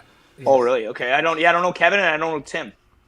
Yeah, Tim Flack's young. Actually, I shouldn't say like he's not long. He's not like 18, but I think he's gonna be like late 20s or so, somewhere around there.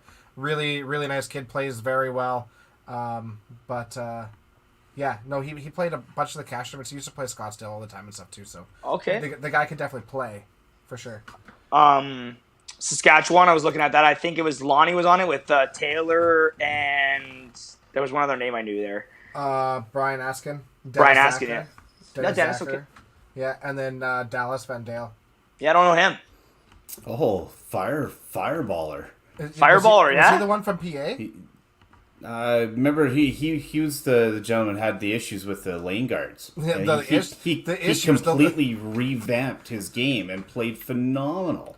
Come on, at the Open of 2019. Like he literally throws the ball 45 feet out every Straight single out. time he throws it. Herbert. We were Way at we were at Abbotsford to start, and he was fine. And then we moved to Scottsdale, and Scottsdale had the lane guards, and like in his warm up, it's just really like clean. And then he stopped doing it, and he was lights out. He was unreal. Yeah. He can play. Yeah. Everybody's can play. Yeah. Right? He kind of Anybody reminds who me of made like these Shane teams can play. Oh, for sure. He's just a big dude. He reminds me of Shane. But it's funny. It's funny though, Adam. Like, you know, I've been bowling these for 15 years, and there's still people that you like don't know. Yeah. You know what I mean? Like, there's still people. That's the beauty of it. It's crazy, and it's amazing how it's actually like we were talking about this. I think last time where there's still people in your home zone, like or your home like province that you don't know. That you're like, I don't even know this guy. There was people that showed up at Midland that I had no idea, and they made the cut. You know, and I'm like, who is this guy? But that's what it's about, right? It's crazy. That's the thing, yeah. It's so cash cool. tournaments all the time. Red Deer this year was a perfect example. Like the Final Four, all the kids from BC. Yeah. Right, like old Calgary, and like, it's so good to see just the varying and of all ages. They're all coming out. Yeah, that's exactly it. So just because we don't know somebody's name doesn't mean that they're not absolutely phenomenal. Because we just haven't seen them yet, right? For sure. No, Yeah, absolutely. It's really neat. No, So I haven't had competition's going to be awesome. I haven't had a chance to look at any of the ladies' teams though. Yeah, Charlotte must be excited to be playing. Yeah, I talked to her the other day. She's really nervous actually though, like super nervous. Yeah, Nervous is okay. That's their first time, so she's super nervous about like the team that she's playing with, like some of the legends that are on the game that are on that team, right? Like Linda Armstrong or Linda McLean. Yeah, she's like head over heels for sure about it. It's a different team though than this year, I think, than it has been in the past. I think it's Kim Serino, Sarah Gorman, Charlotte, Linda, and I can't remember the last one. Oh, Tracy Armisen. Tracy, yeah. Yeah, Tracy Armisen. So they have a really good chance too. Who's the Alberta team? So the Alberta team is Jennifer Smith, Heidi Mapstone, Diane Violini, Bonnie McDonald, and Bev Magnus. Oh, so that team's stacked too. And Harvey as coach. Oh, Harvey as coach. Okay. Yeah. That'd be a good time. Yeah. I haven't had a chance to look at too much ladies teams, but it's gonna be fantastic scoring. How do you think the ladies are gonna score these days at Bonnie Doon? Is there like a deflection thing still going on there? You know, there definitely was before, but watching at the Open this year, it seemed way better. It seemed to be pretty good for the slower ball speeds. It seemed to hold its own. So, The significantly slow still had issues, but even Diane's speed was holding. Yeah, and Diane's speed it wasn't before. previously. That's right. And you watch like and Peterson or Ann Wilton, and like her ball was working, and she I threw it probably the slowest I've seen. I truly believe with those black bases, the newer they are, the higher they are, and the more they deflect. When they get rounded and they get like a little bit lower, they kind of resemble like the black base or the white base, sorry. Yeah. And it doesn't do it as much. Yeah. Well, takes that extra 3/16 down to even an eighth or whatnot, right? So makes sense. Totally makes sense. When they get older, it definitely helps them. How do you feel, Adam? When we were talking about earlier about how slow the pace is, as far as like you do 7-7, 4-3. But do you feel like in Masters that you want to play on the team more than you kind of want to play singles because of that aspect? Like because you're only playing 3 hours in a day sometimes? I don't know. I think it all depends what your goal is, why you're there, right? The team events are always way more fun, right? You're always going to enjoy winning as a team, I think, more than that individualistic side of it. Whereas at least the Open, you have the opportunity to do both and win both, which is also phenomenal. But I just wish there was more games as a single. I think there is enough games as that 3-game round robin for the teams. Mm-hmm. I just don't think there's enough for singles. No, I agree. I had a goal in mind going to this year, and the goal was to win a singles championship. It doesn't matter if it was Open or Masters. I was playing both, and that is the goal. There's no two ways about it. But when I made singles afterward, and I looked at the team, and I was like, I kind of wish I was on that team. That's fair. And it's just like you kind of like you're jaded. You know what I mean? Like it's just I want to be a part of that team. Your buddies. That's a team of your buddies right there for sure. Now if you drop back though, you lose one of them. Exactly right. So then that changes your perspective a bit too, right? Yeah, right. It depends which one, right? So it's just that's the way it is, right? It is the way it is, and that's fine. It's just sometimes you kind of have that thought in your mind, you're like, I kind of wish I would have played on that team, and you're thinking about it, but yeah, it depends what your goal is, absolutely. And winning that first title, like you always want to take that opportunity. Right, I'd say if you had a Master Singles, behind you, you're probably rooting for yourself to get to a team.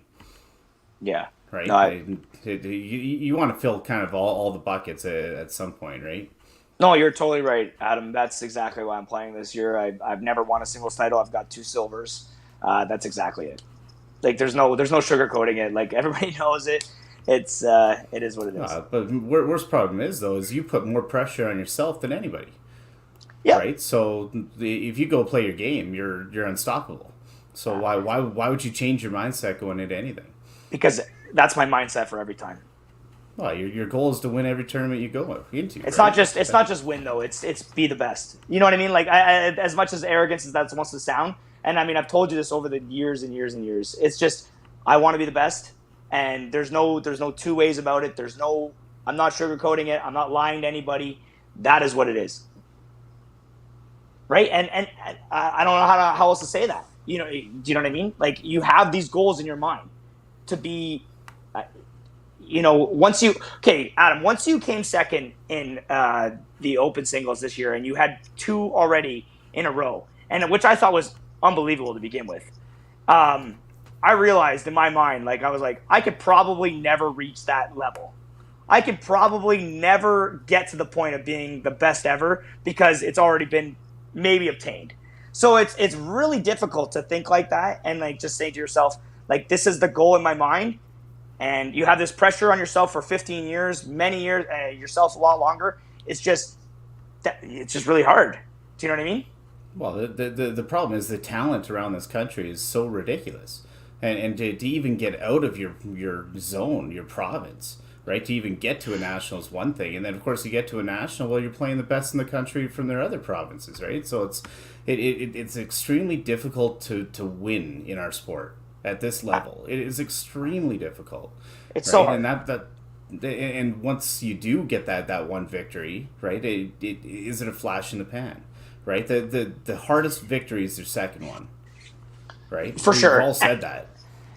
And you say your zone and you say your province and like you look at your province 5 years ago and then look at the players that have come in to it from up the ranks, like say Tyler, Brad, You add these players that you were already strong. You were already probably one or two. It didn't matter at that point, and now it's like a clear-cut one to be really the more difficult province to make it out of because of how many players came up and how more difficult they made it. Yeah. It's hard. It's really hard, man. Like, you're already difficult, and now you get more players. It's really difficult. And then you get players moving in. You know, like Brad Glynn was there for a little while. He's obviously a top-notch player. He moves in there, and that just gets even harder. Well, that's why there's such a different variance in names that are making, you know, a Masters team as well, right? It's so hard to make it out. Like, you give a guy, you know, 6 tournaments, and you have one, like, big, like 24 or something like that, and you get on, right? It's unreal. Yeah, but that's also why it's interesting, and it's a little bit off topic, but we're talking about the C5 Hall of Fame and stuff like that. It makes it so hard for, I think, a lot of Alberta players to actually make that list. If you make the teams all the time, great, but that's a hard feat to begin with. Making it out of Alberta is so hard in any of the bodies there is. It's going to be hard for a lot of people to make that Hall of Fame. Whereas you have certain people who in other provinces that could make it continually, and they get showings, and maybe they may not win all the time, but All-Star is such a huge part of it too, that their odds of making it are pretty high. And it's not just the Open anymore, right? So now No. it's open to I don't even know what the right Bowling Hall word, of Fame. but it's essentially a Bowling Hall of Fame, which is the way it should have been as well from the start. But they needed a starting point, and quite frankly, I think the starting point is spot on. Right, you need some start, and C5, you know, their championship is the Open, so why not use the records that you have to at least kick it off, and then, you know, start expanding from there. So I love the idea. I love where it's going. There's so many players that I can't wait to see, you know, get in, whether it's an early age thing, but just based on what you've done on the lanes, and I hope that they are able to overcome the individual provinces who won't put people's names through, because there's certain players that belong in a Hall of Fame before they're 90, and there's got to be a different logic that's in there. I don't think it necessarily needs to be, you know, a 25-year-old getting in, right, and type thing. I don't think it has to be an age thing. It's what you've done on the lanes or off the lanes, right, that define a Hall of Fame player, you know, by their categories. So I just hope I hope it's the national board, not necessarily a province that puts names forward. I agree with that. Absolutely, I agree with that. Like, there's certain provinces that aren't going to put names forward because they're not in their Hall of Fame. Correct. Before the C5 one. Yeah, absolutely, man. Yeah. From my understanding, it's provincial bodies that put name forward, and I do know that there are some provincial bodies that push to have some names in other provinces pushed forward because they're not being. So, in any case, yeah. We're way off topic now. Yeah. It's a podcast, though, man. You just got to go, just vibe with it. Totally. Kelly, is there one thing over this weekend that you're really looking forward to? That you could divulge? Just seeing people. Just seeing people again. You know, it's been a long time. And I think even all the associations, that's all they said. They just care about coming here, bowling, and actually having the event again. And that's what's most important. The sideshow, flashy stuff doesn't really matter to them. They're just here to see people and be with people and bowl. Yeah.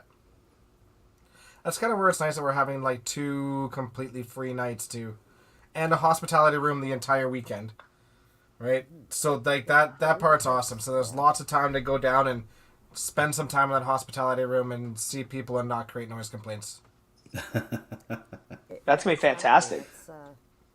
Well, we got most of the hotel to ourselves, but it's one of those hotels that's got the atrium in the middle, and so there's rooms around the perimeter.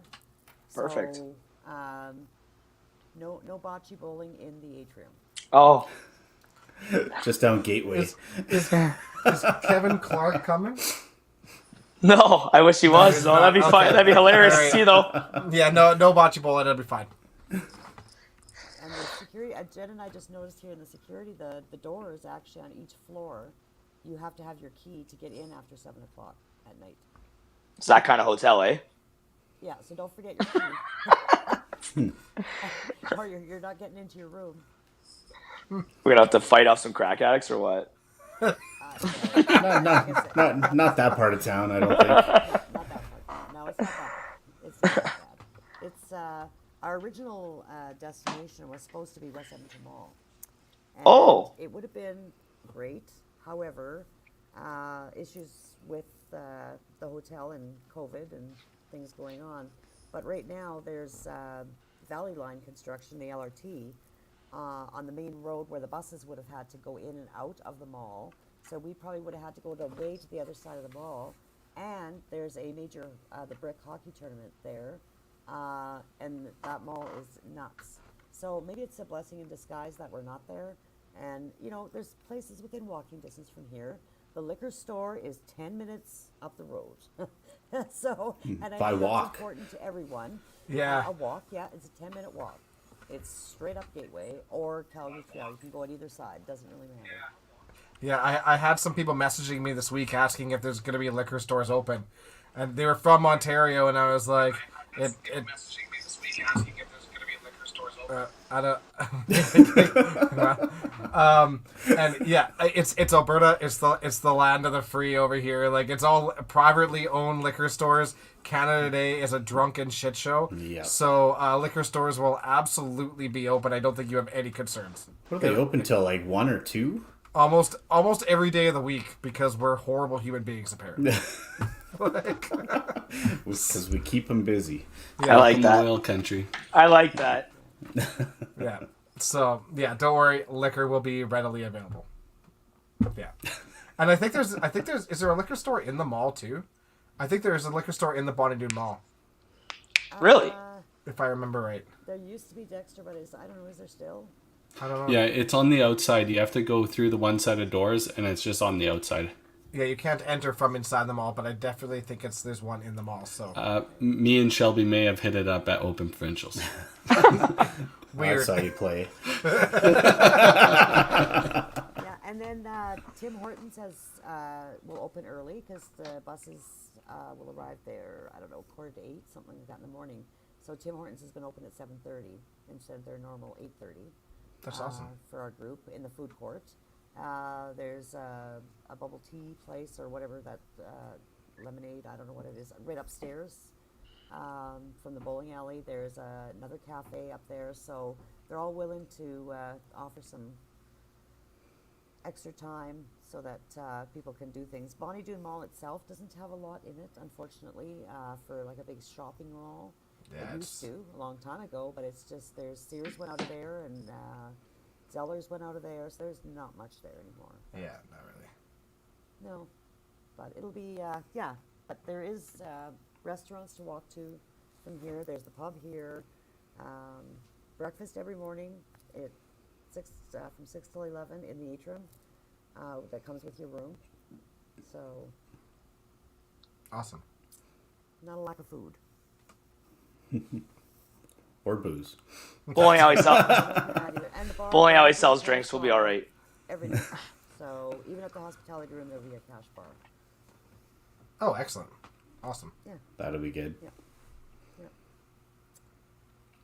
I'm looking forward to it. It's gonna be a good time. Yeah, that'll be Yeah, excellent. Mitch, I haven't seen you in a long time. Like No, a I long know. time. I know. I know. I didn't come to the Regina, and I didn't come to any of those places in Calgary. I wish I didn't see Jen either, but I saw her a couple times. And... She stomp you like normal. No. She. You know what? We miss the same cuts all the time now. No, I know. I love her. She's great. Yeah. I'm looking forward to it. It's gonna be a great week. Well, she's here all week helping out, so we'll be getting all you guys together in the hallway to line you up, me and Jen. So that should be interesting. Okay, yeah, that's gonna be a good time, man. I like I said, I'm looking forward to it. You guys are gonna have an awesome display. It's gonna be a great time. Gonna get to see all you guys. Annoying 5-pin guy tells me that you're ass, Weber. So that's what he said. That's fair. I doubt it though. Weber the goat. It's my boy. Some conflicting reports here, man. Hey, where are you posting your odds? Since we can't do it on here anymore, I don't see them. Why not? What do you mean? Why not? They don't condone gambling. Doesn't mean they don't talk about it. That's fair. Hey, if you got your odds ready, I do have them ready. Just for the men's teams only, because I did make a singles one, but there's no way I'm posting that. There's no way. Dexter, I'm going to send it to you right now. You can make a little thing here. Hey, Oh, boy. are you All like right. third or fourth on your odds list in singles? I'm 7th. 7th. Okay, we're not talking about it. Okay. I don't know if you can do a share screen or not. I know you can't do it with your phone. Dex, but I'm just gonna message it to myself on Messenger. yeah, okay. These are always funny because they never pan out at all. They panned out perfect last time, I think. What did we talk about? We had the Edmonton men's team winning, right? We had Open, yeah. Yeah, we had an Edmonton single winning. We had you as the number one favorite to win. Where did I go wrong? Where did I go wrong? Yeah, I like every one of those. Yeah, predictions. exactly. The only one that went wrong was there's no 450 somehow, and no one lost with a 400. Like it's not even close to 4. We had an Edmonton men's player pick a deuce, so I think someone did that. It was probably Tim. 2 of them. I think it was Tim. I think Brad. Tim's kind of created a history of ripping 2. No. Brad threw in at nationals. Brad threw in a nationals, yeah. Okay, so here we go.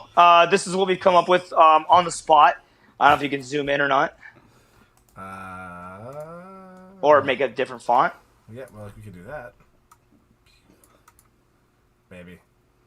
No, one time. Not a nope. Oh, zoom. Here we go. Zoom. Oh, yeah. Keep zooming. Keep is- zooming. Keep zooming. Control plus. There we go. All right, so this is what we have here so far. I actually wanted to go with a minus 140 with Manitoba over Ontario, but I couldn't do that to my boys. I couldn't do that in good conscience. Okay, no good faith there. Manitoba, though, has won. I bet he won't be last, Mitch. Oh, yeah, well, Dave Secord might be there. Okay, so here we go. We got Alberta number one minus 150. You know what, though? I think their team, they have a couple. What do they have? Ryland on it, Adam, Schultz, and who is Adam? Bobby Kite. Yeah. Bobby Kite. And Gary Baird. And Gary Baird. So you got Bobby's a rookie, and so is Ryland, correct? Correct. Okay, so you got 2 rookies on there. I mean, if you were going to have full-blown strongest team ever from Alberta, you might not have 2 rookies on it. So that was like a minus 150. So I think you're still getting pretty good odds there. Manitoba and Ontario, that's the next 2 guys that you would have probably said that are the favorites, the top 3. And as far as medalists go, BC still has a great team. Saskatchewan, and all these teams obviously had everybody who could play, but you had to go with Alberta still being the favorite at the homeland, especially playing in Bonnie Doon, Carey? Because they're all fire shooters, so that's what they do.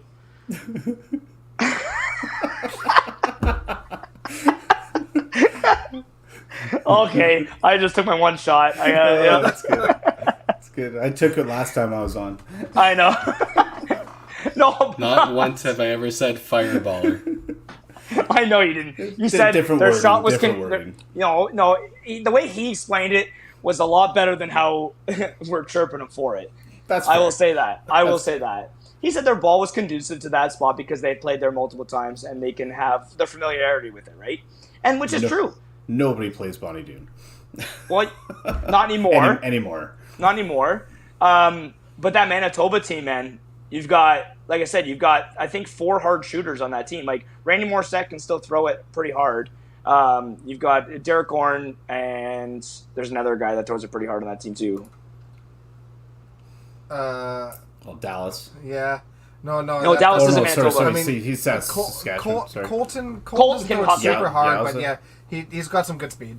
And Colton has had a great season, man. For a kid who's 19 years old, like he's had a great season. Yeah, he's been phenomenal. Yep. And a great attitude. I remember being in the room with him in Regina after we had some seminar of some sort. We were in a room, and I was just talking to him, and the smile on his face and just like the way he brings himself in his attitude is just so positive. And it's infectious, actually, to be honest. I like hanging out with the kid. He plays the game the right way. He plays it with tons of enthusiasm. He plays it with a ton of emotion and aggression, but it's not obnoxious. He's just a really good kid, and he's super appreciative, and he's just a really nice, young, respectful kid. And he does have one knock on him, though, is that he is related to Ryan O'Callaghan somehow. Come on, where are they at? Long distance, like 17th cousins? They're cousins. They always joked about Ryan being his uncle, and then it turns out they're actually cousins. So well, like Manitoba, or like Brandon probably specifically is like the Alabama of Canada, right?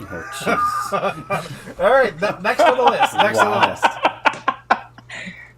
Okay, so Ontario obviously has a lot of veterans. You have Jim there, who's been there. I think he's been like 15 times. Like he's got to be up there, probably over 10 for sure. A veteran of Ontario has, his pedigree speaks for him itself. Jeffy's on that team. Cooper, Dougie, and Bobby Torville. It's a solid veteran team. It's just like there has been some issues over the past, though, right? Like a couple guys have played some. Some weight issues, and sometimes they're not playing as much because we had some COVID lockdowns and whatnot. But they're still a veteran team, still an absolutely amazing team. But all these teams can play, and you have no idea who's going to take it down, because at the end of the day, there's no step ladder 2, so there's no final meeting. It's just who meets up at the right times.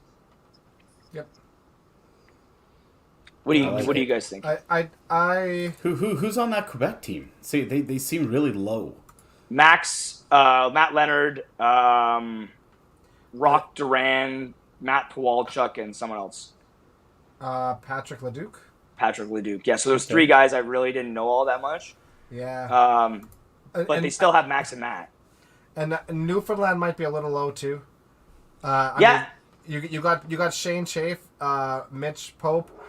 You have Mitchell Williams, Stephen Brown, and then Noah Kelly, who's a young guy. I think he's just out of YBC, but he's phenomenal too. So I didn't know Mitch Pope, and I didn't know Noah Kelly. Noah Kelly, yeah. And who's the other one? The Mitch Williams, Shane Chafe, and who? Stephen Brown. Yeah, Brownie. Yeah, okay, I know Brownie. Yeah, but they're still a solid team. It's like I truly believe, like the same way that kind of Kerry has said it in the past, where Bonnie Doon is kind of like the ultimate equalizer. Like you don't have. You know what I mean? You could say the names all you want, the high pedigree names. You could say all that. But it's like, at the end of the day, this is going to come down to who's more mentally strong when throwing strikes. It's tough to separate. Yes. At a house like that, right? Yeah. No different on the flip side. At a really difficult house, right? It's tough to separate as well. For sure. You can't get the runaways, right? You're stuck in these games at all times. But it's going to be amazing to watch. Should be fun. Agreed. Yeah. That's just how I put it, guys. I mean, like, people can knock on me and say, how the hell am I down here? Whatever. It doesn't matter. Yeah, that's fine. Whatever. I'm used to it. It's just, it's for fun, and I hope no one takes this too serious. Oh, well. Now, are you taking bets? That's the other question. I have. Where do these odds actually go? I'm not condone gambling. So I have taken some bets on this. I am open. Funny. I am open to taking some more if people want to throw down some money. That's there's no problem there. But I love it. Well, thanks for creating content. Jesus. This is what we need, though, right, Dex? We need Bet365 to get on this stuff, not just some random bowler making this shit up. I tried. They communicated with me finally, and it didn't go as well as I hoped. It was a pretty swift no, but we'll keep trying. Well, I mean, like, what's the worst that could happen? We cheat and take all their money? Yeah. Yeah. Oh, crazy. Maybe Play Alberta would be something that we could maybe get on earlier. I don't know. FanDuel. I think these are the things we need to have the tour set up crazy. I don't know. Yep. I truly believe that is what will Statistics drive our are game in the coming, future. and that will make it a lot easier. Yeah, that's right. That's right. That's good. That's good. I know the things that you guys do for the game is awesome. And I just do that for a little bit of fun. I don't know, just to take a look at. Like I said, there's no hard feelings there, hopefully. Jeff Watts is going to go kick a puppy because of that now. You know that. You know Leave the that, puppy right? alone, man. Leave the puppy alone, man. Yeah. Yeah. Awesome. Well, we're really looking forward to next weekend. I'm looking forward to like sitting there with Carrie and doing live stream all weekend and doing all that fun stuff. It will be entertaining. Mitch, if you do get bored, we are looking for guest commentators throughout the weekend. So I will come on. over and join you guys. I'll bring a couple of drinks. We'll have fun. pop on by the booth. Yeah, you bet. Yeah. Sounds good. Yeah. So for everybody watching, like I said, on 5penuniverse.ca/videos, you can click on any of the links there. Master's website will also have it as well. I'm sure we'll blast it all over Facebook. For all the ones that are coming down, can't wait to see you at Bonnie Doon. Kelly, thanks again for coming on the podcast and laying out the week of events for everybody. And I hope it goes smoothly for you. And I'm sure Bruce Mortar handling travel won't go badly at all. It's gonna be awesome when people see him, right, and kind of go, really? Yeah, 100%. Right? 100%. So, yeah, that's awesome. Awesome. Yeah. And then, Thanks very much for having me on. of course. Thanks, Kelly. Sorry, it kind of turned into a runaway. It was a B I stream. don't have anything else to do. No, it's not like you have to go do stuff right now. And of course, good luck to all the competitors, Adam, Mitch, especially you guys being here on the podcast. Good luck on travel, Mitch. Hopefully you make it on time. Yeah, no doubt. I hear it's messed up. I hear the Toronto airport's crazy. Yeah. Pearson's in trouble. It's making like international news. It's that bad. So It's not great. It's not But I great. hear it's getting better. So It's about as bad as these odds. Yeah, safe travels to everyone coming in, and thanks to you, Kelly, all the volunteers. Obviously, the 5-pin, you guys donate a buttload of your time as well to make this a viable thing across the country. It's truly a necessity to have these great streams and online stats and all that stuff. So it's thanks to everyone who's supporting the event. Can't wait to play in it. yeah, honestly, Kelly, thank you so much for what you've done. You've done so much friggin' work. It is unbelievable. Yeah. I don't know how this Masters would run without you. So kudos to you. Oh, my pleasure. That's true for you guys. I said I love it, and I appreciate everything, all the help I get back too. So it's can't think of nicer people I would do it for. And I know Martin at Bonnie Doon is more than happy to hold this national event at such a large center, and have everybody in one place is going to be amazing. So, Yeah, it's gonna be awesome. alrighty. Well, I think that's good enough for this podcast. This B-rated one. It was a rough Real go. slow start. Hey, we got it back on the rails though. Thanks again, Mitch. We needed somebody with actual stats and information. Yeah. That knows what's going on. Yeah. All right. We'll see you all guys next week if we don't talk to you on the weekend. Have a good one. Awesome. Good luck, everybody. Take it easy, guys. All right, later. See ya.